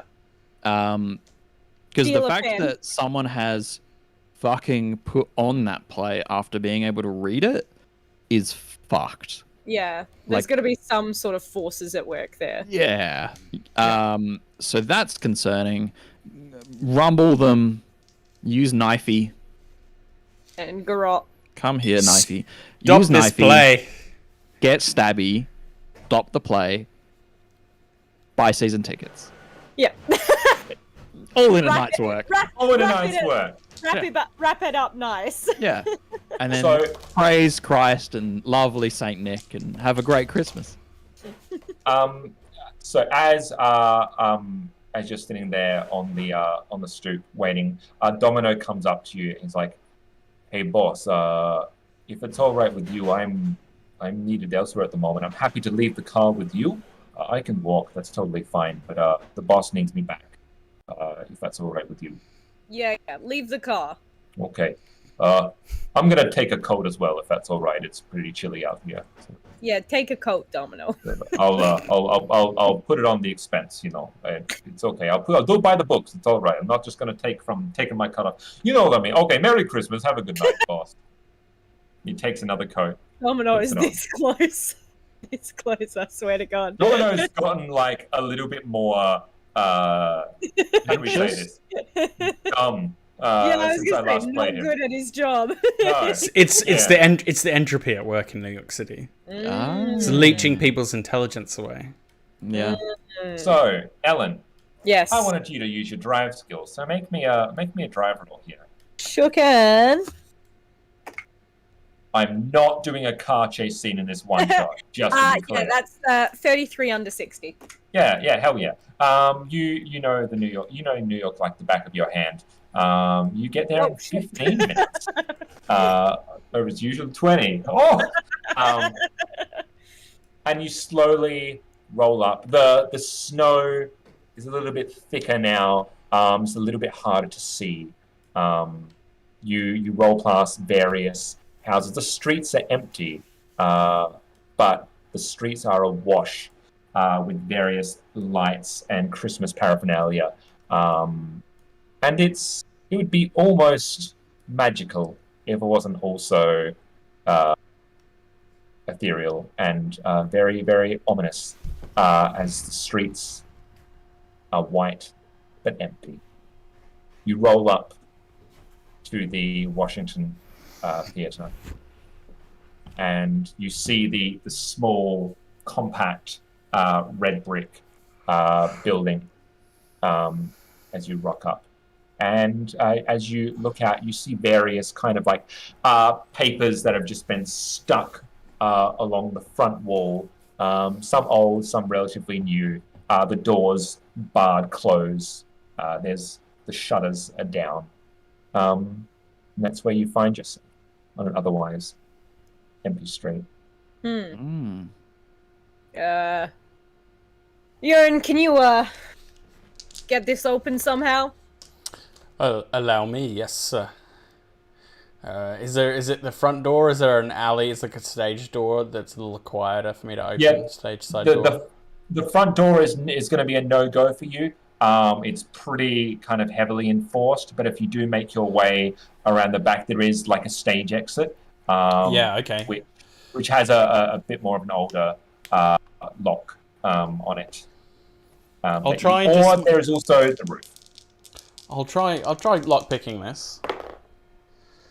57 over 41. I guess I'll push it. So I'll give it a quick jimmy. Yeah, how do you? Yeah. That's slightly better. lock than I'm used to. 1 second, let me get my tools out. Hang on. And I'm going to get my specialist tools. And if you've ever seen Lockpicking Lawyer, I'm going to start. Nothing on 1. Binding on 2. So, for those wondering, What a there deep is a cut. mechanic in Call of Cthulhu and Pop Cthulhu called pushing the roll. If in Phil's case, which seems to be very goddamn rare, he fails a roll, you can choose to do something called pushing the roll, which gives you a second opportunity as long as you can narratively explain what you do differently to re-roll. However, failing from pushing the roll usually 78. comes at a more dire cost. Yeah, 78. Oh, so you failed that as well. Failed that one as well, yeah. Yeah, cool. So you start to you get a lockpick out and you start to file away. That's still not working as well. You figure, let's see if I can get a screwdriver, a tool, and start to work at the actual door itself. You're just really trying to focus time and spend on this. But as you are working on the door, you slip on the floor and on the slick floor, and the actual tool that you're using comes down and scrapes across your arm. And you're going to take a d6 of damage. I actually took damage from failing my lockpick. Oh my god. I thought I was just going to lose my lockpicks. 5. Oh, yeah. There is a sizable gash that is. I think I also slip on the ice as well, and exactly like crunch, ouch. Yeah, and you it's one of the things where it just goes across, and you actually kind of embed it into your forearm slightly, enough that you have to pull it out. It's a sizable gash that's in your arm, and you're bleeding as the red slowly drips upon the white snow on the floor. God. Oopsie daisy. It just reminds me of The Nice Guys, where Ryan Gosling punches through the window to open a door and just that's a lot of his arm and that's a lot of blood. That's a lot of blood. While you're here, can the two of you make another 17 spot roll for me? Sure can. Should have used my auto lockpick. I was being arrogant. I know. I was thinking you would. Yeah. I thought I could just manage it. That's a no from me. It's 99. So there goes my hot rocks. Hey, Chris. Yo, what up? While Phil is laying there on the floor, bleeding as he has to kind of extricate the item from his now bleeding forearm. Ow. Can you make me a spot hidden roll? Thank you. Yeah, of course, man. So while Dingus Dongus stabbed himself like a dingus, I'm going to try and spot hidden, which I'm sucky at, by the by. Really? Yeah, it's only 25 because I don't have any points in it. Wow. Let's see if you can keep it rolling. 43. That is absolutely fine. Killed by That a is a eldritch failure. monster.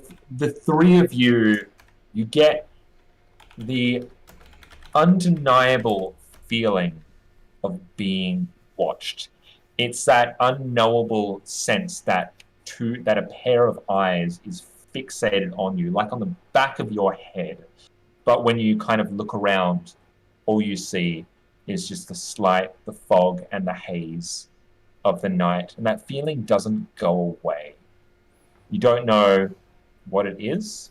You just know that somewhere, somehow, you are being observed. Well, that's a worry. All right. Well, can we get that door open then? I think that's probably a quicker thing to worry. Do you need a hand there? Alan, just so you're aware, you have the feeling of being watched.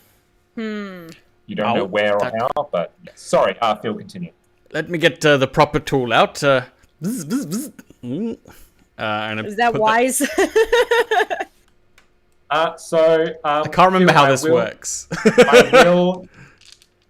So it puts you at a from memory, I think I homebrewed it that basically with this auto lockpick, you just needed to get, I believe it was, at that point, under 90. And then each time you used it, it went incrementally down. Right, yes. So I'm going to say that it's at 85.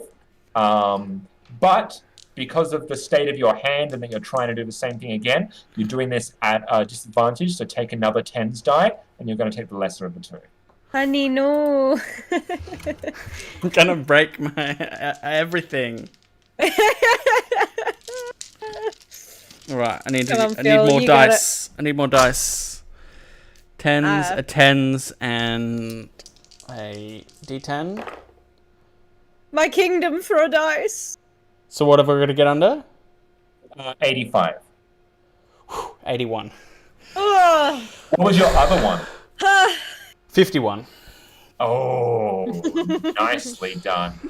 So, you with shaking hands, reminiscent of Screech, but without the blood or the pain, you grab this lockpick out, and you hear the as you slowly put into place. You steady your hands as much as you can, and the small little nodes and stuff just insert themselves in. You hear the whirring mechanics at play, and then the soft pop as a lock. Probably should have done that to begin with. Sorry. That's okay. You better wrap your hand up. We don't want your blood everywhere. Yeah. I don't have do I have first aid? I do. I can probably do it as well. I have standard, the base 30% first aid, so. Alright, well, feel free to make me a, Yeah, so do I. Someone want to do it for me who's good at it? No, I'm not better. I have 30. I have a 40. Go on then, you do it, Mina. Alright. No, 43. You find that you don't have the necessary things with you. It's better, comes with a job, right? Like, you just realize that your stocks are a bit low. You've been using first aid quite a lot this month. You've still gotten into your fair share of scrapes. I think I have a rag in my bag. Hang on, 21. Rag in the bag. Great. Yep. You go up. You grab a little a little rag that you use, and you just tie yourself up, compress the wound tightly. Some alcohol on it. Yeah. Yeah. You probably need stitches for that. Well, it's more pressing matters. I think we are being followed. Well, let's get inside then. So I think whatever is probably following us probably doesn't want us in there. After you. Alright. I'm gonna walk in. And she goes. Mina goes in first. Sure does. Now you've got it, Sean. Yeah. So the three of you Someone's your way in through the creaky back door. And the lights, it takes a while for your eyes to adjust it's to the room. It's fairly cold. And your footsteps echo in what seems to be just like the backstage corridor kind of area. And as you start to make your way through, do any of you have any sources of light, or do you look for a light source, or do you have anything that you'd like to use? Light sources? Yeah. Great question. Or do you just go for a light switch, or are you looking to be sneaky, or are you looking to just go through this abandoned theater? I think I'm just looking to turn on the lights. So this is a theater backstage. They're because it's the 1920s. 30s. 30s. How readily would the electricity be? It might be an old one. I mean, there'd be electricity, but they might have small, dim lights. Yeah. I mean, if you go for a light switch, I'm not going to stop you. Yeah, I'm going to try and see if there's anything. Yep, so you find just on the corridor there, you find a light switch and you pop it on, and there's just a fairly dim, cold light that just very loosely illuminates the corridor that you're in. You can see it stretches along side, there's like a door to the right, and then at the far end, it curves off to the left-hand side. Okay, well, let's search this place. Okay, I'm gonna look around for a flashlight. I'm guessing they have one for walking around in a dark backstage. Like ushers, right? Yeah. Not here, not in the obviously in the corridors. But as you kind of, if I assume you make your way Yeah, through we'll have a look around. the door on the right, you pop in through. There's a dressing room that's in here for what is the cast members that you see. So you see like a few like costumes just kind of sprawled along, some hung up. Some what do lying the across chairs. costumes look like? Out of So- curiosity. It's an Ellen question if ever I heard one. Yeah. Well, also that'll tell us about the play. A lot of like kind of like traditional robes and wear, like a lot of long gowns of various colors, like a lot of yellow, obviously, like some red garb, jewelry and adornments and pendants. It feels very, funnily enough, like decadent and very kind of like old world. Like Europe-y sort of like... yeah, okay. Yeah, that tracks. Apparently there's only 3 characters in the play. But the first act of the play is supposed to be very normal and nondescript and almost kind of like a Russian naturalist play. Yeah. And then act 2... We gotta get to Moscow. Yeah, sort of, where like it's a bit like a French style, like Camus kind of play, where like, oh, 2 people by themselves, and then a stranger appears, and they have nicety talks, right? And then Act 2, everything goes to fucking hell somehow. Are you People very don't much talk on the Wikipedia page? When we talked about it, I caught my brain up.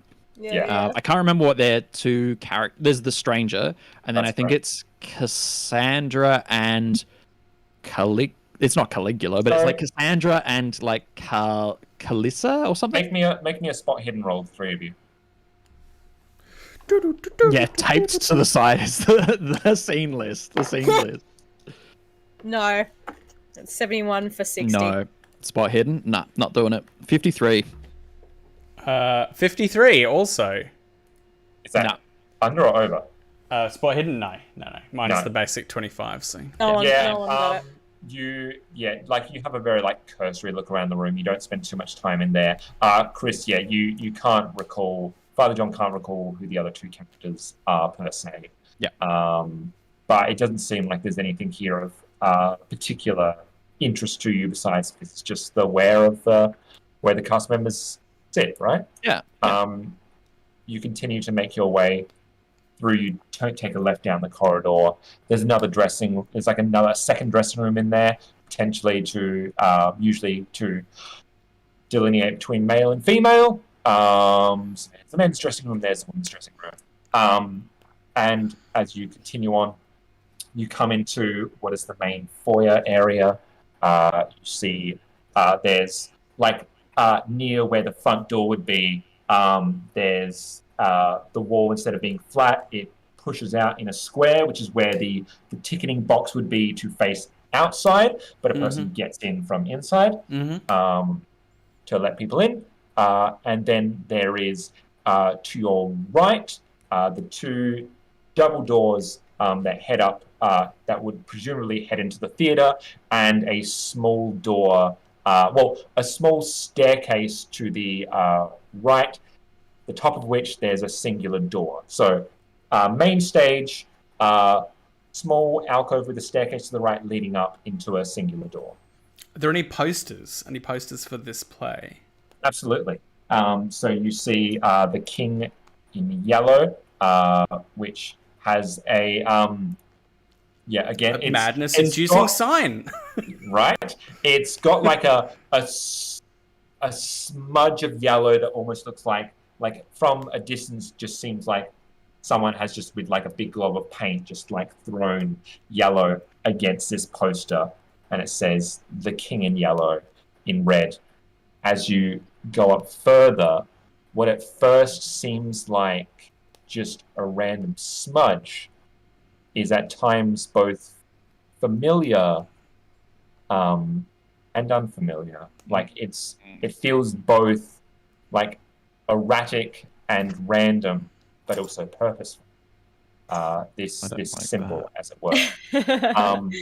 Can all of you make me a good old ye olde sanity checkaroonie? I knew that would happen when I Coming. looked for the poster, but like that's what I would do. So Yeah. It's what my character would do. I mean, We're investigating it. Insanity, yeah. we're investigating. Yeah, I'm great. 21. I rolled a 12. Oh, you're great. Of course you are. Yep. Why wouldn't you be? 65. That's not good for you, buddy. Yearn is very susceptible to madness. In fact, all my characters are always susceptible to madness. So yeah, I had 26. Already lost 4 points. So I'm going to look at the poster and take more points, presumably. Yeah. You know what? Roll me a d4. D4. Just a this time. D4. How charitable, but it is Christmas. Exactly. I'm helping you out. 3.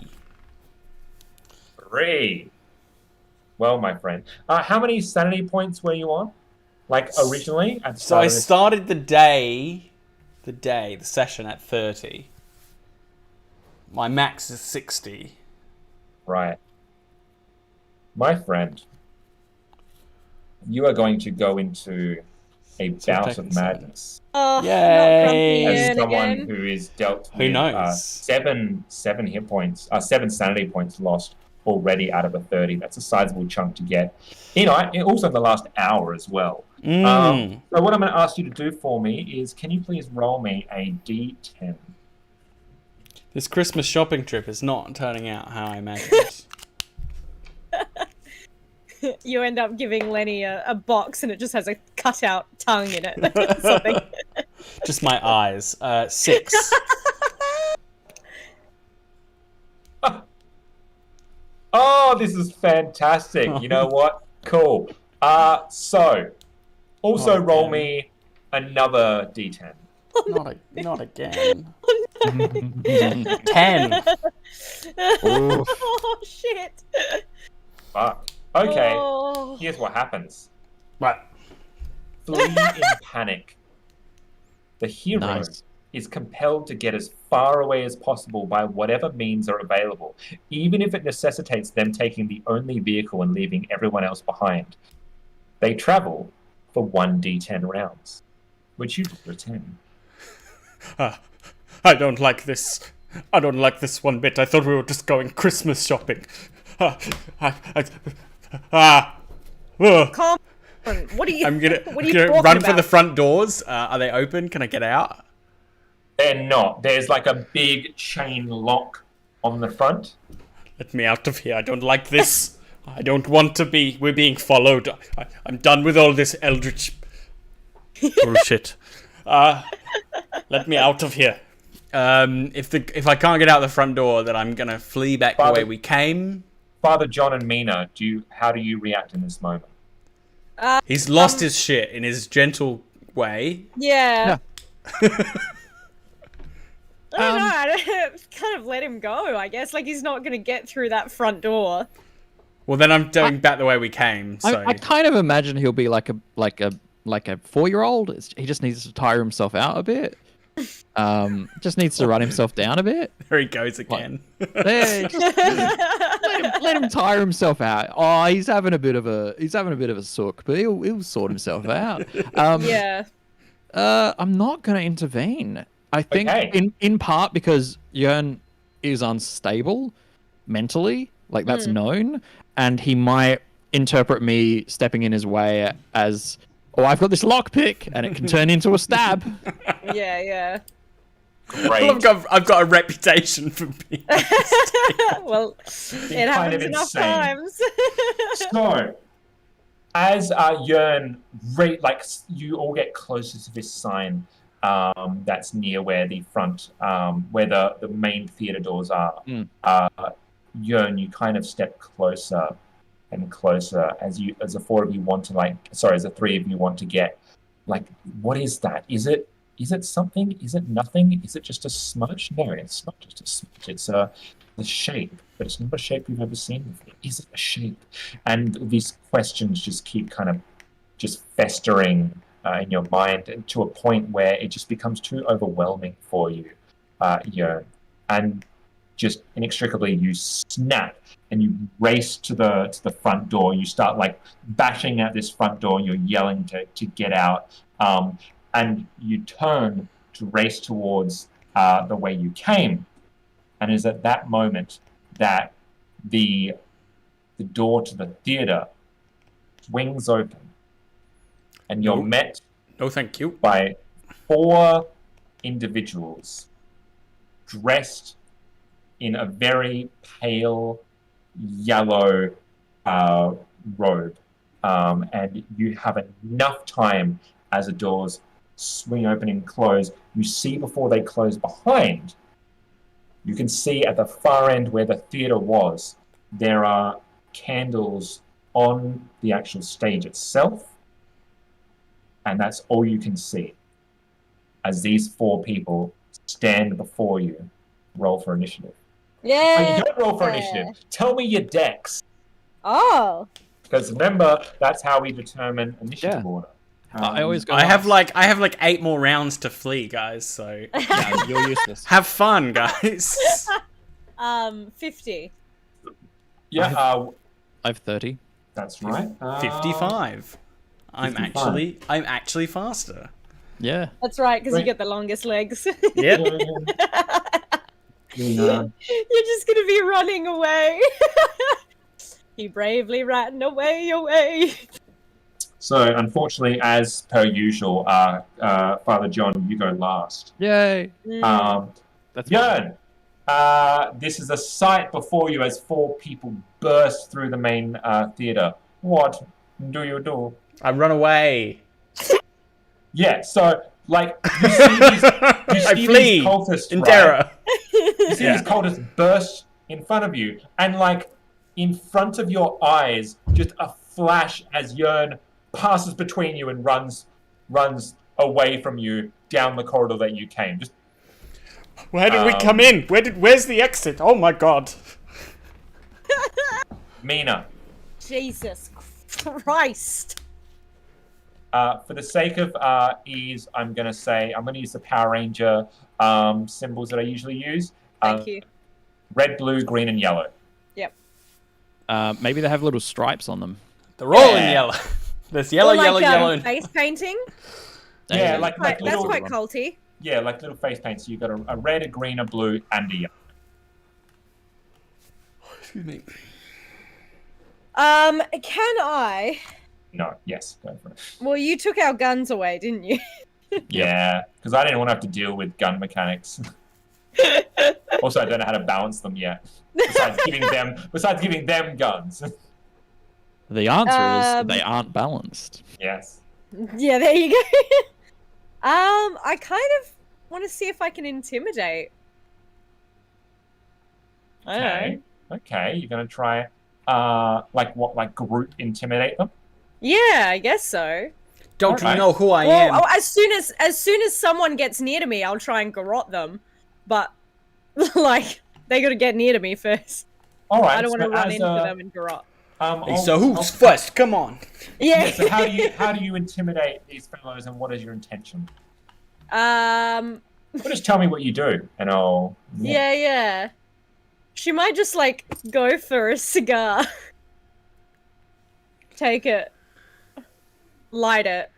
And go, yeah, I don't know who you are, what you're doing here, but we've come to get some names, so you can either let us do what we're gonna do, or this will be the last play you ever do. Great. Roll me. Capiche? Capiche? Roll me an Pisco. intimidate. Let me just check something here.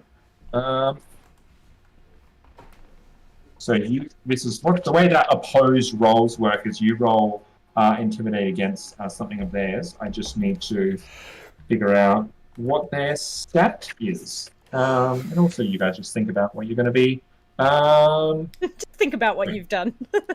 Yeah, think about it. So you are going to be rolling against their psychology. Okay. And let's say it is going to be a regular intimidate that you're rolling against for them. Okay.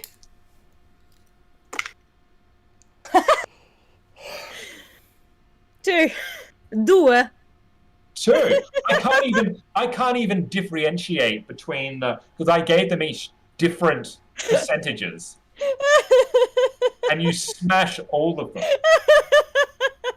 Unless any of them roll natural ones, right? It's the resist. Well, here's the thing, right? So with opposing rolls, what happens is depending on what their percentage is in psychology, for example, because that's what opposes like fast talk, intimidate, persuasion, and charm. What their percentage is determines what difficulty roll Ellen has to do.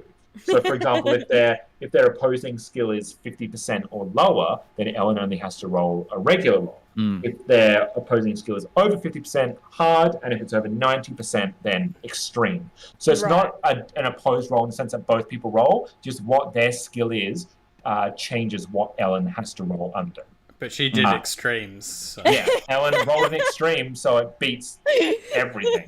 Okay, what do you say again, Ellen? This sounds complicated. Why don't I just win? Yeah. So remind me what you do. Yeah, she takes a cigar out, crunches it, lights it up, and says, "Yeah, we ain't going nowhere. So you can either let us do our thing, or you'll be leaving." As Yearn runs away. So, as Yearn starts to run away, you light your cigar, and you very calmly, very nonchalantly lay out the terms and conditions for these four people. Two of them are petrified and run away with Yearn. So there's Yearn and two other cultists that are just beelining for the door. I'll get to you two. I'll get to you three in a moment. I rolled a D10. If they rolled a 1, they were going to bolt. Two of them rolled ones. I love that cultists, they could just be average Joes. Yeah, and so we're cultists. And the person's like, okay then. They're like, no, thank you. We weren't expecting opposition. I'm a school teacher. I'm leaving. The other two immediately halt, and one of them kind of recognizes you. It's like, that's Mina Francesca Seginari. What, Mina Francesca Seginari, the cultist? The mobster? Yeah, the very same. That's Mina Seginari, Francesca Seginari. Okay. What do you want? Well, we're looking to see who put on this play here. So we want a cast list, we want producers, directors, writers. We're taking an interest in the arts, you could say. Oh, we could give you free tickets to the show if you want to. No, it's not really my style. But I wanna learn about the people who made it before I actually go see it, you know? Yeah, sure. So, we are the actors. Hello. That was Bobby and Jim have they're Run gone, screaming. I guess. Yeah. Yeah. This is Jennifer. My name's Susie, and if you want to know about the play, so it was actually an American writer called Robert W. Chambers. Yes, the King in Yellow is a prominent fixture in a lot of what is perceived as folklore. We obviously believe and know that it means more than that. But Robert Chambers brought it to life. This is actually an adaptation that was written by our director. I believe the director's not here at the moment. Jenny Nichols is her name. Jenny Nichols is a director. And yeah, what else would you like to know? Where is your director? You said she's not here. Where is she? well, yeah, it's after hours, so you know if she's not here. Sometimes we hang around afterwards to do other things. Run unconventional office hours, but I need to talk to her. Oh, I mean, she'll be in, well, not tomorrow, but I mean, we do have a show on Boxing Day, so. No, it has to be now. Oh, okay. Sure. I like how average these people are. Yeah. Cultists are always just normal people. They just get wrapped up in stuff. We may have her address. Well, I can get you her address if you like. You just want to follow me into the theater here. We have our stuff here. I probably got it in a notebook somewhere if you like. Well, I'm John lost. is getting awful Where's stabby. the exit? I can't remember how to get out of here. So Yeah, as let you him start to fire walk out. into as you follow them into the theater, we smash cut over to where Jörn is running, and the two cultists are running behind you, like not to like chase you. They're He doesn't know that. He doesn't know that. It's a head there. It's a head there. There's the door. There's the door. They start to like run with you, and you push it through, and you start You know to. what? You know what? And you start to like, oh, dude, and they see you running towards a car. Hey, can we go with you? We need to get out of here. You're cultists. Go away. Leave me alone. We're not cultists. We're actors. Same thing. That my symbol. God. That symbol is madness and evil. There's a scary mobster in there. That's more scary than anything. Please, Monster. no I'm gonna. monsters. I've jumped in the car. I have a driving of 1%, a standard Wait, do you have the driving keys? skill. I would have the keys, wouldn't I? I'm gonna. You know what? Make me a luck roll, there, Phil. Did you lock the doors? Is central locking a thing in 1930s? don't know. I think you would have left it unlocked. Okay. What's luck? Luck. 65 I have. Good luck. So Good luck. I rolled a 65. I don't know how that works. As in, wait, you rolled on it? On it, exactly. Exactly Well, on my luck. Mitsa beats it with all like kind of things. So like in your panic, you like flip down the little dash, and the keys pop Oh, down. There's like a spare key that's in the dashboard, Excellent. which you grab. Lucky, indeed. I don't know how good I can drive with the standard 0-1%. Yeah, you're gonna have to roll for me, buddy, and pray you get a 1. Oh my god. I think in I've my seen car. Mina driving these things. I got an 8, so close. Wow! So you get the engine started, like you put a pedal to the metal, and you start driving, and as you're going, and you're Just like, in "What's first gear. No, come back!" And you immediately swerve, Yeah. and you It's icy as smash well. you smash into the next building over, Ah! and the car is I gonna can't- take. I can't fucking believe this. Look, I'm having a bout of madness, okay? I'm not thinking straight. The car I'm takes panicking. 2 build damage. You are gonna take. It's a fucking car crash, dude. Yeah. you're I'm gonna only take- in first gear, though, right? Yeah. What's your hit points on? I am on... Should be topped up, so you should be okay. So I Car lost crashes are bad, 5, right? I lost 5 points of damage. So I originally had 22 health. So I'm on 17. Okay. How much do you want me to take? I think Jörn is going to die on Christmas.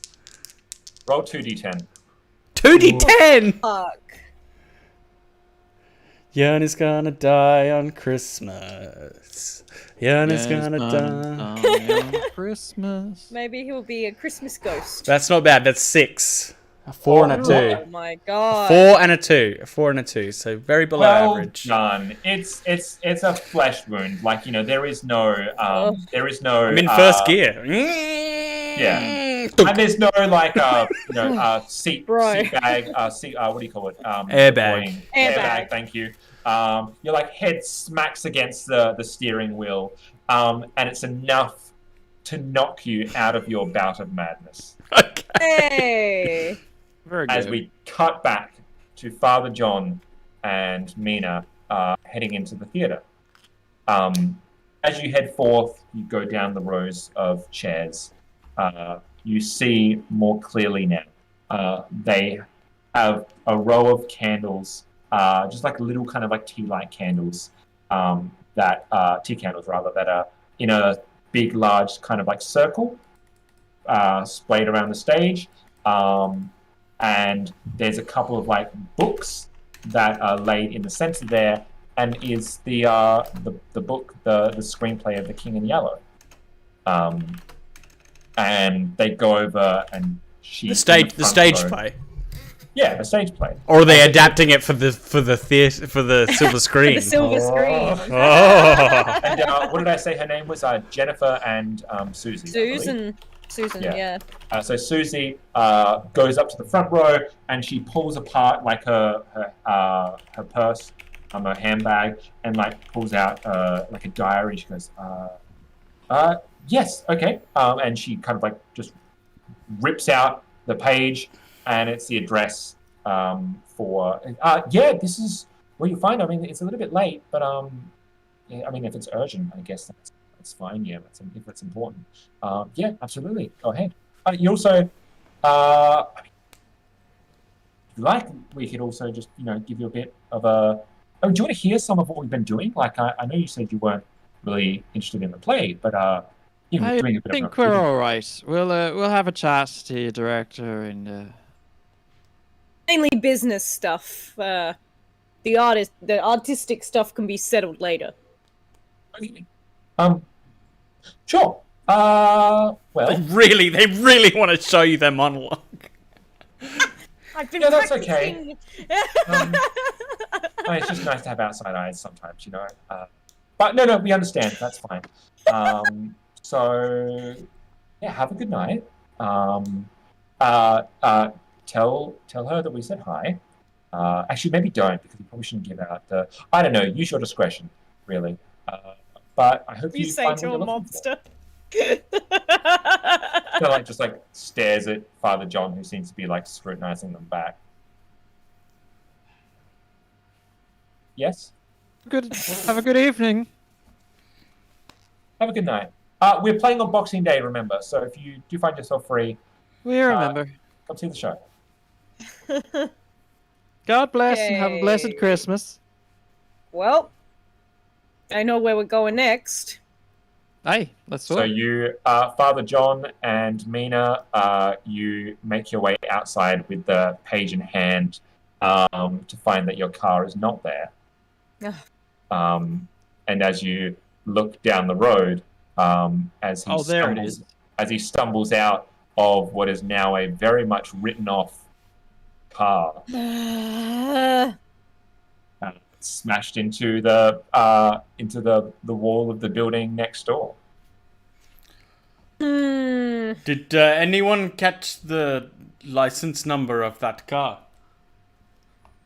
What car? Are you alright there? You're looking a bit worse for wear. I'm a little bit dazed. I forgot that I don't know how to drive.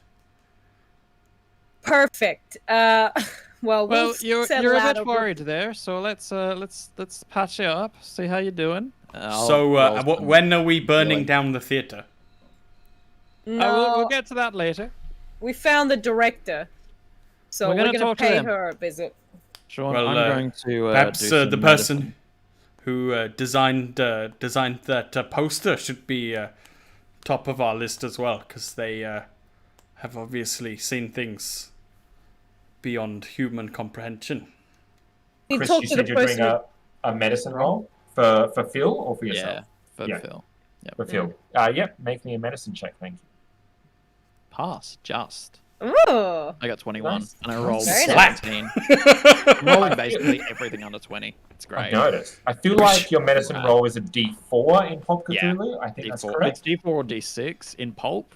Yeah. One of them is a D6, one of them is a D4. I can't remember which. Medicine go with or the- first aid. Let's go with the D4. Here you go. First aid. Oh, I've actually got it here. First aid must be within 1 hour of damage. Gives 1d4 HP. Medicine roll takes an hour and we do a d4. Well, I'll do first aid then, because that's actually easier for me to achieve with 30. Right. Have a d4, Phil. Yep. Okay, so and I that's passed. Yeah, Yeah, it was a pass. Yeah. and I also passed my first aid earlier, right? I didn't heal D4 from that either. That is we correct. Stack the healing, or does it not work that way? I mean, it's per injury, right? Yeah. So so Chris, how does Father John help the stumbling Yearn as he makes his way out of the car? Father John grabs the very Lost my tall D4. man. I mean, they're both very tall men, realistically speaking. Yeah. Grabs Just roll a him. d8 and halve it. Yeah, there you go. It's alright. I've just rolled 2d4 on Google. I got 2 4s. Hey! Oh, very nice. Nice work. Sorry, He'll Chris, grab sorry. him, bring him into the street light, check his eyes for a concussion, pat him down to see if there's any like lacerations from old school glass from the car crash there, because that glass does not. It's just shards of fucking glass. And then see how his breathing is.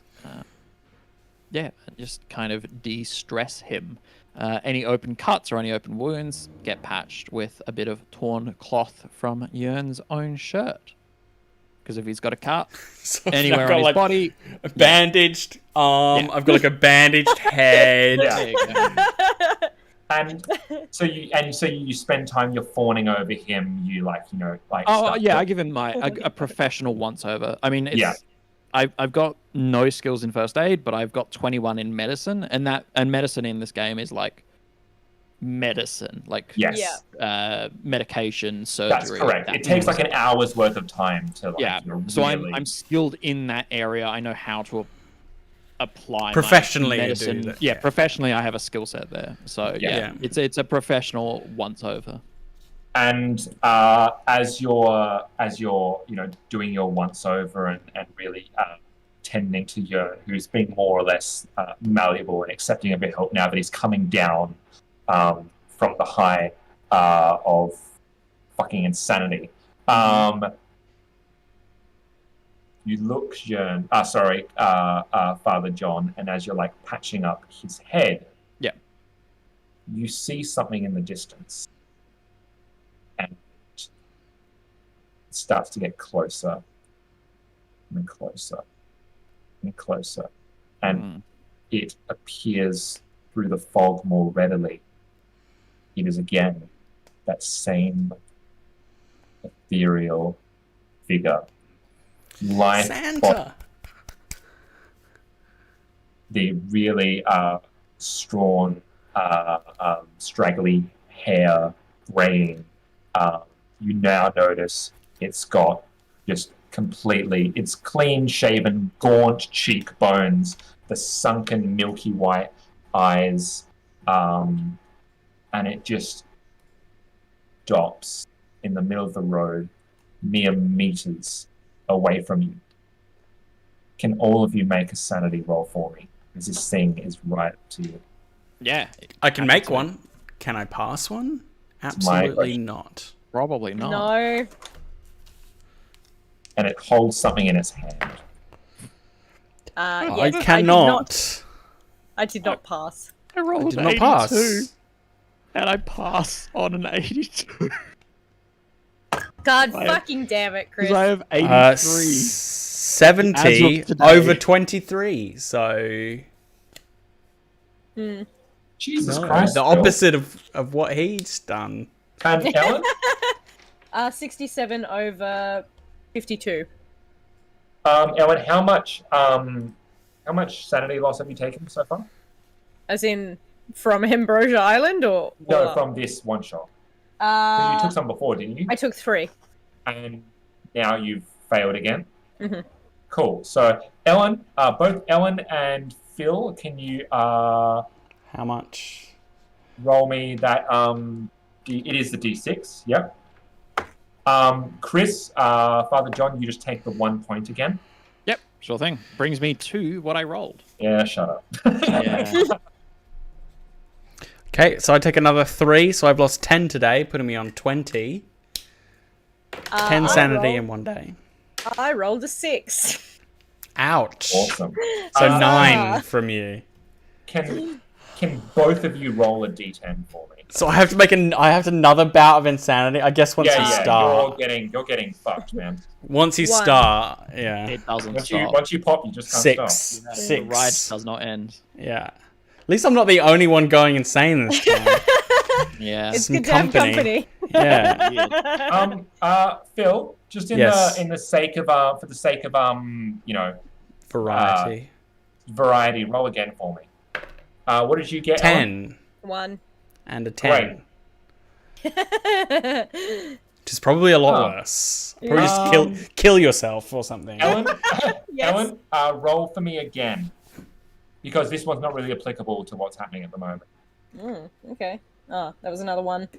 Actually, no. It does, actually. I'm so sorry. Ellen, read me out your pulp talents. You remember those 2 things at the bottom of your character sheet that are things that you can do? One is like stealth and sneakiness. Yes, yeah. So I've got endurance, which is a bonus dice on constitution rolls, and shadow, which I get a bonus to stealth rolls. Great. So we're going to start with you, Ellen. Yes. Ellen, your bout of madness is amnesia. The hero ceases to think of him or herself as a hero, losing the ability to use his or her pulp talents for... roll another d10 for me.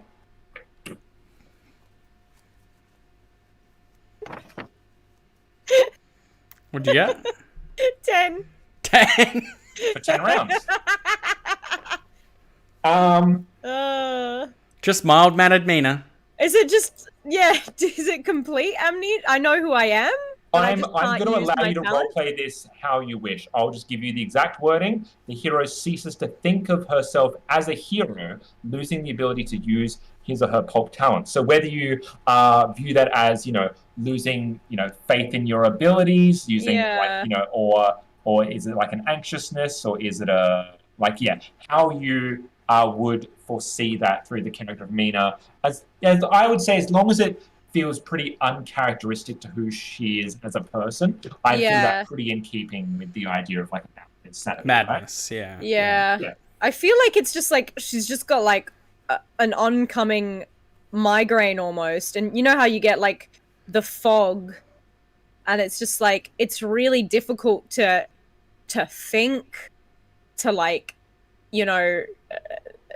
kind of talk or anything. It's just a real like fuck, what am I doing? Or like aren't we Christmas shopping? What's happening here? Yeah. Phil, Yes. roll me a D100. Nice.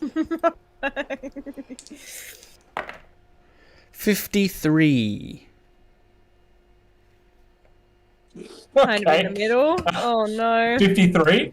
53. So, using the Call of Cthulhu gameplay, one of the things that you can roll, two of the things you can roll when you get a bout of madness, if you roll a 9, you develop a phobia. If you roll a 10, you develop a mania. So there's a table, 2 tables here, that is a D100 on each of a list of phobias and a list of manias. Okay, so what's Jern's new mania? This is... Dogs. He's obsessed. Snow. What it? Snow. Roll me I love once it. more, and I'm going to pick between 2. Okay.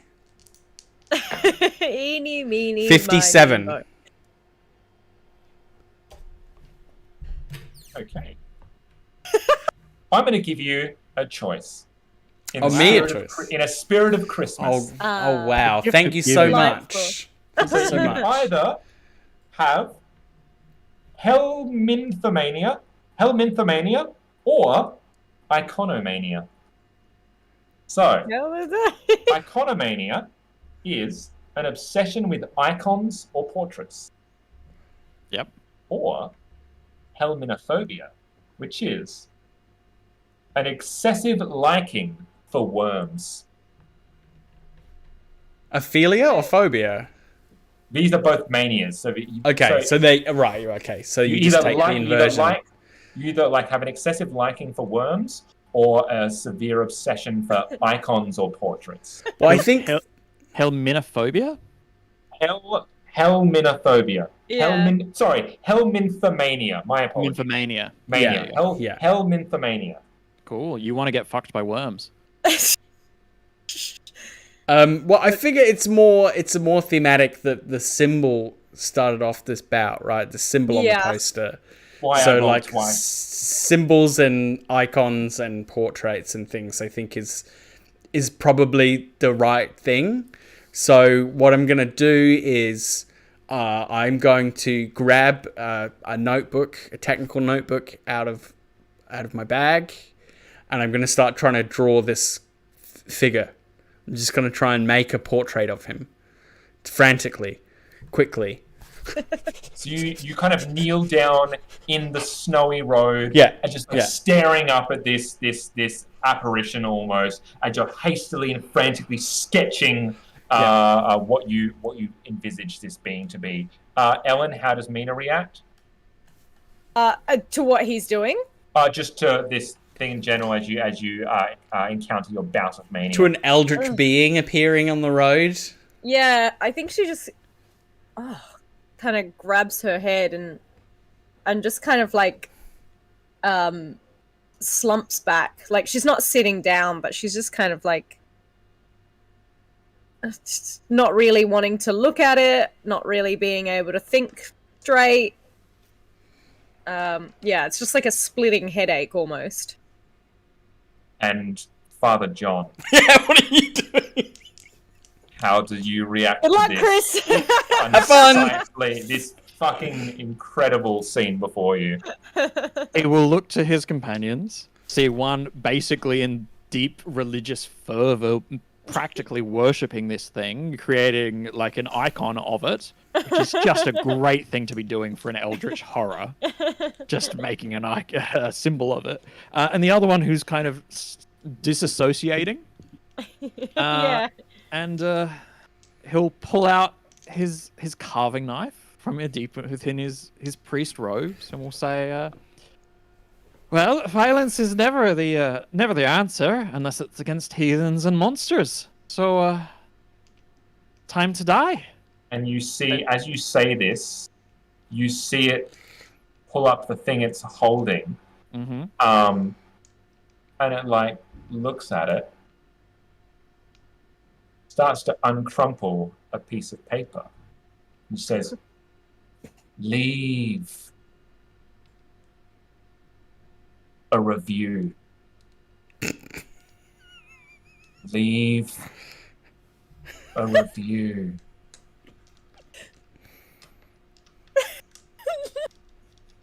And it goes towards Mina.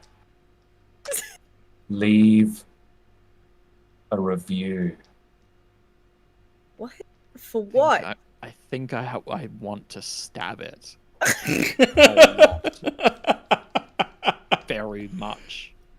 Many times. What the hell is this thing talking about? A review. The play. Oh, Leave Jesus a review. Christ. What? Whatever. Is this all that this is about? It's like hovering close to you as Father John is brandishing a knife dangerously close to it. And it's just locked eyes with you, holding this crumpled blank paper in front of you.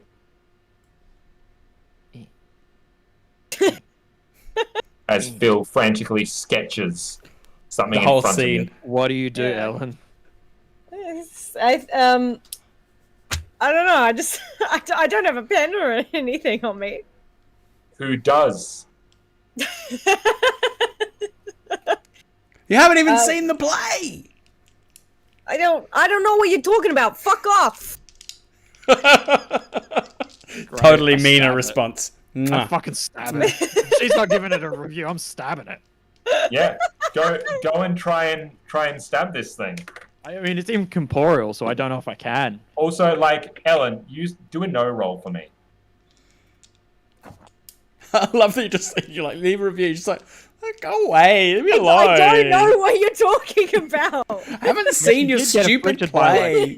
A fucking bout of madness. She's like, I don't understand anything that's happening right now. I haven't seen your stupid play, okay? I'm just Oh my some God. lady. Hot rocks, a 1. Wow. Critical. That is Yeah. a crit.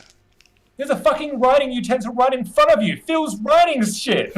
You're like, I'm where's the pen? There's one right there. Oh. I still don't think I'll take it. Would you like me to stab it? I don't know what I'd write. Mina was here. You can certainly stab it if you'd like to, Chris. Now, Yeah, knives, dude, just do like- knives run off brawling, or do they run off? So knives on your character sheet, there should be knives should have a. I have my own. Yeah, I've got 85 for some reason to hit.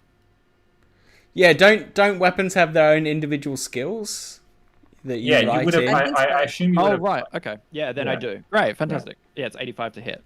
You write them in below fighting. Right? Yeah, fighting, yeah, knife got 'em here. fighting. That makes I sense. rolled an 8. Well, an 8. Fantastic. That's an extreme success. Can you show us your zeros, your tens dice? Are you sure it's a tens dice and not some sort of coin? Even then, it's still a 50-50 chance. There it is, 0, 8. That Jesus you need to Christ. float. You need to float that in Brian later. Oh, this one. This one I've been training. I trained Right. my dice. The patented Chris method. shaving off the opposite side. Yeah. No, you gravity. Put them down so that the highest number is up, and then gravity will pull the little bits of stuff inside down. We're floating that Seems baby in Brian scientific. later. Do it, man. What did you roll? I rolled an 8, an extreme success. Yeah. So did I. All right. Okay. I rolled a 1. Oh, Fuck. fuck. Gee Can I whiz. spend luck to turn mine? Can I spend luck into? Mary. You can't do luck You on can't beat. combat. You Oh, can't okay. do luck and combat rolls. Yeah. Or push So, them. Merry Christmas. this thing is now actually going to attack you. And it's going to do this is an opposed power roll. Okay. As it so, by the way, with fight back, if you get the same, you then go by what the actual number is. It succeeds, so it's now fighting back. Yep. Do your power roll for me, please. Power roll is It's one of your characteristics. Power. Yep. Sure thing. It's right at the top. Yep. Got it. I think I should do one of the 10, shouldn't I? Okay. Yep. Cool. What'd you get? I got 23. Well done. Which is a hard success Yeah. So this because thing. I have a power of 85. Yeah. Oh, sorry. My entire mistake. That's a boo-boo. It did fall back. It won, which means it you don't roll for that. It hits you because it's a right. response to a thing. If that makes sense. So, Right. It doesn't make my- another roll. Yeah. Yeah, my mistake on that one. So it basically is going to reach into you. Chris, how many magic points do you have? Magic Total? beats. I Yeah. presume my magic resets. Yeah. Then I have 17. I have 17 magic Yeah. points. So it as you go to stab it, its stomach just dissipates away. It's like its top half is still there as you stab through, and you just stab air, and as its stomach comes back, it reaches into you, No. and you feel it attack your essence Stop. inside of you as it takes 6 magic points from you. Oh. And it doesn't even look back at you as it does this, and it just stares at Ellen, still holding the page in front. Leave a review. Fine. Jesus Christ. Young, that pen. Give me that pen. And I think she's just gonna write really exciting play. And Phil, how do She's in you a brain continue? fog. How do you continue to like draw this thing without the pen? I'm sure I've got another one in my You just bag. open it, you I'll just grab another look one. for another pen, continue on, and this thing like you like write. What did you say? Really good play, Really exciting. Really exciting play. and it like stares at you, and it looks at it.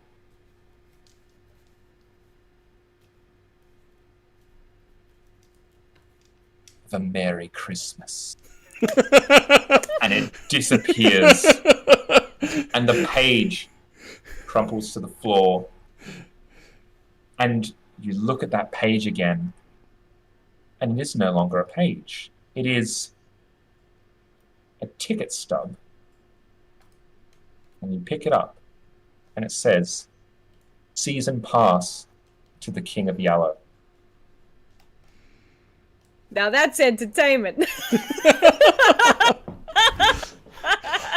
And as the three of you sit there on the road, Yearn furiously scribbling away at the image of this ethereal creature that had stood before him. His father John, unbothered, but no less more confused than anything else at the events of the last half hour. And Mina, with now potentially the perfect Christmas gift for Lenny. Go see this madness-inducing play 6 times. You have had, above anything else, a memorable, pulpy Christmas. And we end. Is that your way of asking people to leave a review for Baby Beard Media? That's what we should employ. The King in Yellow, just to intimidate people into giving a review for stuff they haven't seen. That's an idea. And that is Pulp Cthulhu Christmas. Right, for you. fantastic. Fantastic. Thank you for coming along with me on that silly journey. I have some questions. So if we'd actually watched them perform, are they any good? Yeah. So, had you watched them perform, they would have started reading from The King in Yellow, Yeah. which would have Sent us created mad. severe psychological damage. Yes. As you might imagine, they are quite insane themselves. Yes. So it would have. I had a passage here and ready from The King in Yellow. Yeah, but you didn't answer my question. Are Were they they any good? good? Roll for it. It's like they can do a madness-inducing play. Do you reckon this means they're good or bad? I think that means they're good. Good, yeah. Yeah. They can handle the mythos material. Yeah. They cannot handle the mythos material. It's madness-inducing and quite And shit. and Yeah. Poorly quite shit. performed. Like Right. they're probably bad at converting people to the cause because they just don't perform it very well. That's why it's not like taking over the city, because it's just not very good. People don't pay attention. They just kind of tune out in the first couple of minutes, and it's just droll. That's why he wants publicity. He wants people to leave a review because it's just not going anywhere. You just didn't get anyone good to actually perform the show. Thank goodness that Stanley didn't tag along for this adventure. Who knows if they recruited the acting power of Pierre. He would have sent the whole city mad. Are you glad you revised? You took on these characters again? Sure Excellent, am. Sure am. 10 out of 10 would go mad again. This is excellent. We should do more one shots from previous I mean, we've seasons. only got like That's a right. couple of minutes, but I have to say, I was like, all right, I know why they're getting sent here. I'm going to leave it up to them to figure out how far away they were at the time. So as soon as Chris said Europe, I'm like, fucking perfect. Good. So good. I'm I'm gonna have to Amazing. convolutedly summon him here. I love it. I love it. I love arbitrary bullshit like that. Well, next. And if you love arbitrary bullshit, Yeah, I was gonna like say. and subscribe. Next, well, not next. When's the next stream? The 28th? 30th for us. The 30th for us. Yeah. That's the last. So it's the last for Americans. The last Saturday of the month. Yes. Yeah, so 4 weeks away. Yeah. Yeah. So in lieu of us not doing a December one, technically we popped 2 in January to make. Sorry, continue on, Chris. No, I was going to say I'll be running that one, and in lieu of not running the previous one, which Ellen covered for me, that one. Yes. And so there'll be 3 options on the Babybeard Patreon, which if you are a Bonza member, you can vote for. One of them will be Fiasco. Very cool. One of them will be a cool little micro game called Spell, where you cast spells by using Scrabble letters. So you have to spell out a word, and then you can use that spell. Yeah. It's cute. And the third one will be inspired by you, Sean. The return from a return of Adelaide by Night. Hey. We might do a one-shot of Adelaide by Night. Bring back a little bit of camp. Yeah. See the 3 characters return and see what they're up to. Maybe plant seeds for another season. We'll see what happens. We'll see how many people check it out. Will we, if we did do it, would we continue using 20th anniversary, or would you jump to V5? Good question. Oh, good to think about. We will ask our Patreon members. There you go. Our Very Discord. nice. We will chat to our Discord, and I'll put up a little poll in the public area. Our Yeah, Bonza gotta be in it to patrons win it. might vote for something else, so it might not matter. That's true. So it That's might not even matter. Perhaps people want to see Fiasco. Perhaps people want to see Spell. And if Yeah, you so want to, you gotta be a Patreon member to be in it to win it, to vote. That's right. Your voices be heard. and if you want to That's actually right. play with us, there are spots open to play with us. That is at the blinder tier on our Patreon, and yeah, that's a chance to play with us every month. So That's Yes. right. pretty cool. For a very select few that would like to grow a beard and be a baby, they can join us and game with us. Either Yeah, or. that's it. But yeah, look, for just as a quick signing off sort of thing, this was my attempt at more so replicating the chaotic feel of a zero prep story, of having a few ideas, but really letting the players kind of guide it, and just playing for fun of anything else. I think we've had a tumultuous year, and it felt right when Pulp was selected as a game that was in the cyberpunk fashion, style over substance. So that's kind of what we do here. If you do join us next month, this is what we do every month. We play a different game together. And then if the game runs short, because these are usually 3-hour streams, we'll have a kind of a bit of a loose chat ski around a particular subject. Obviously, it's not the case this time because there was a lot of Cthulhu bullshit.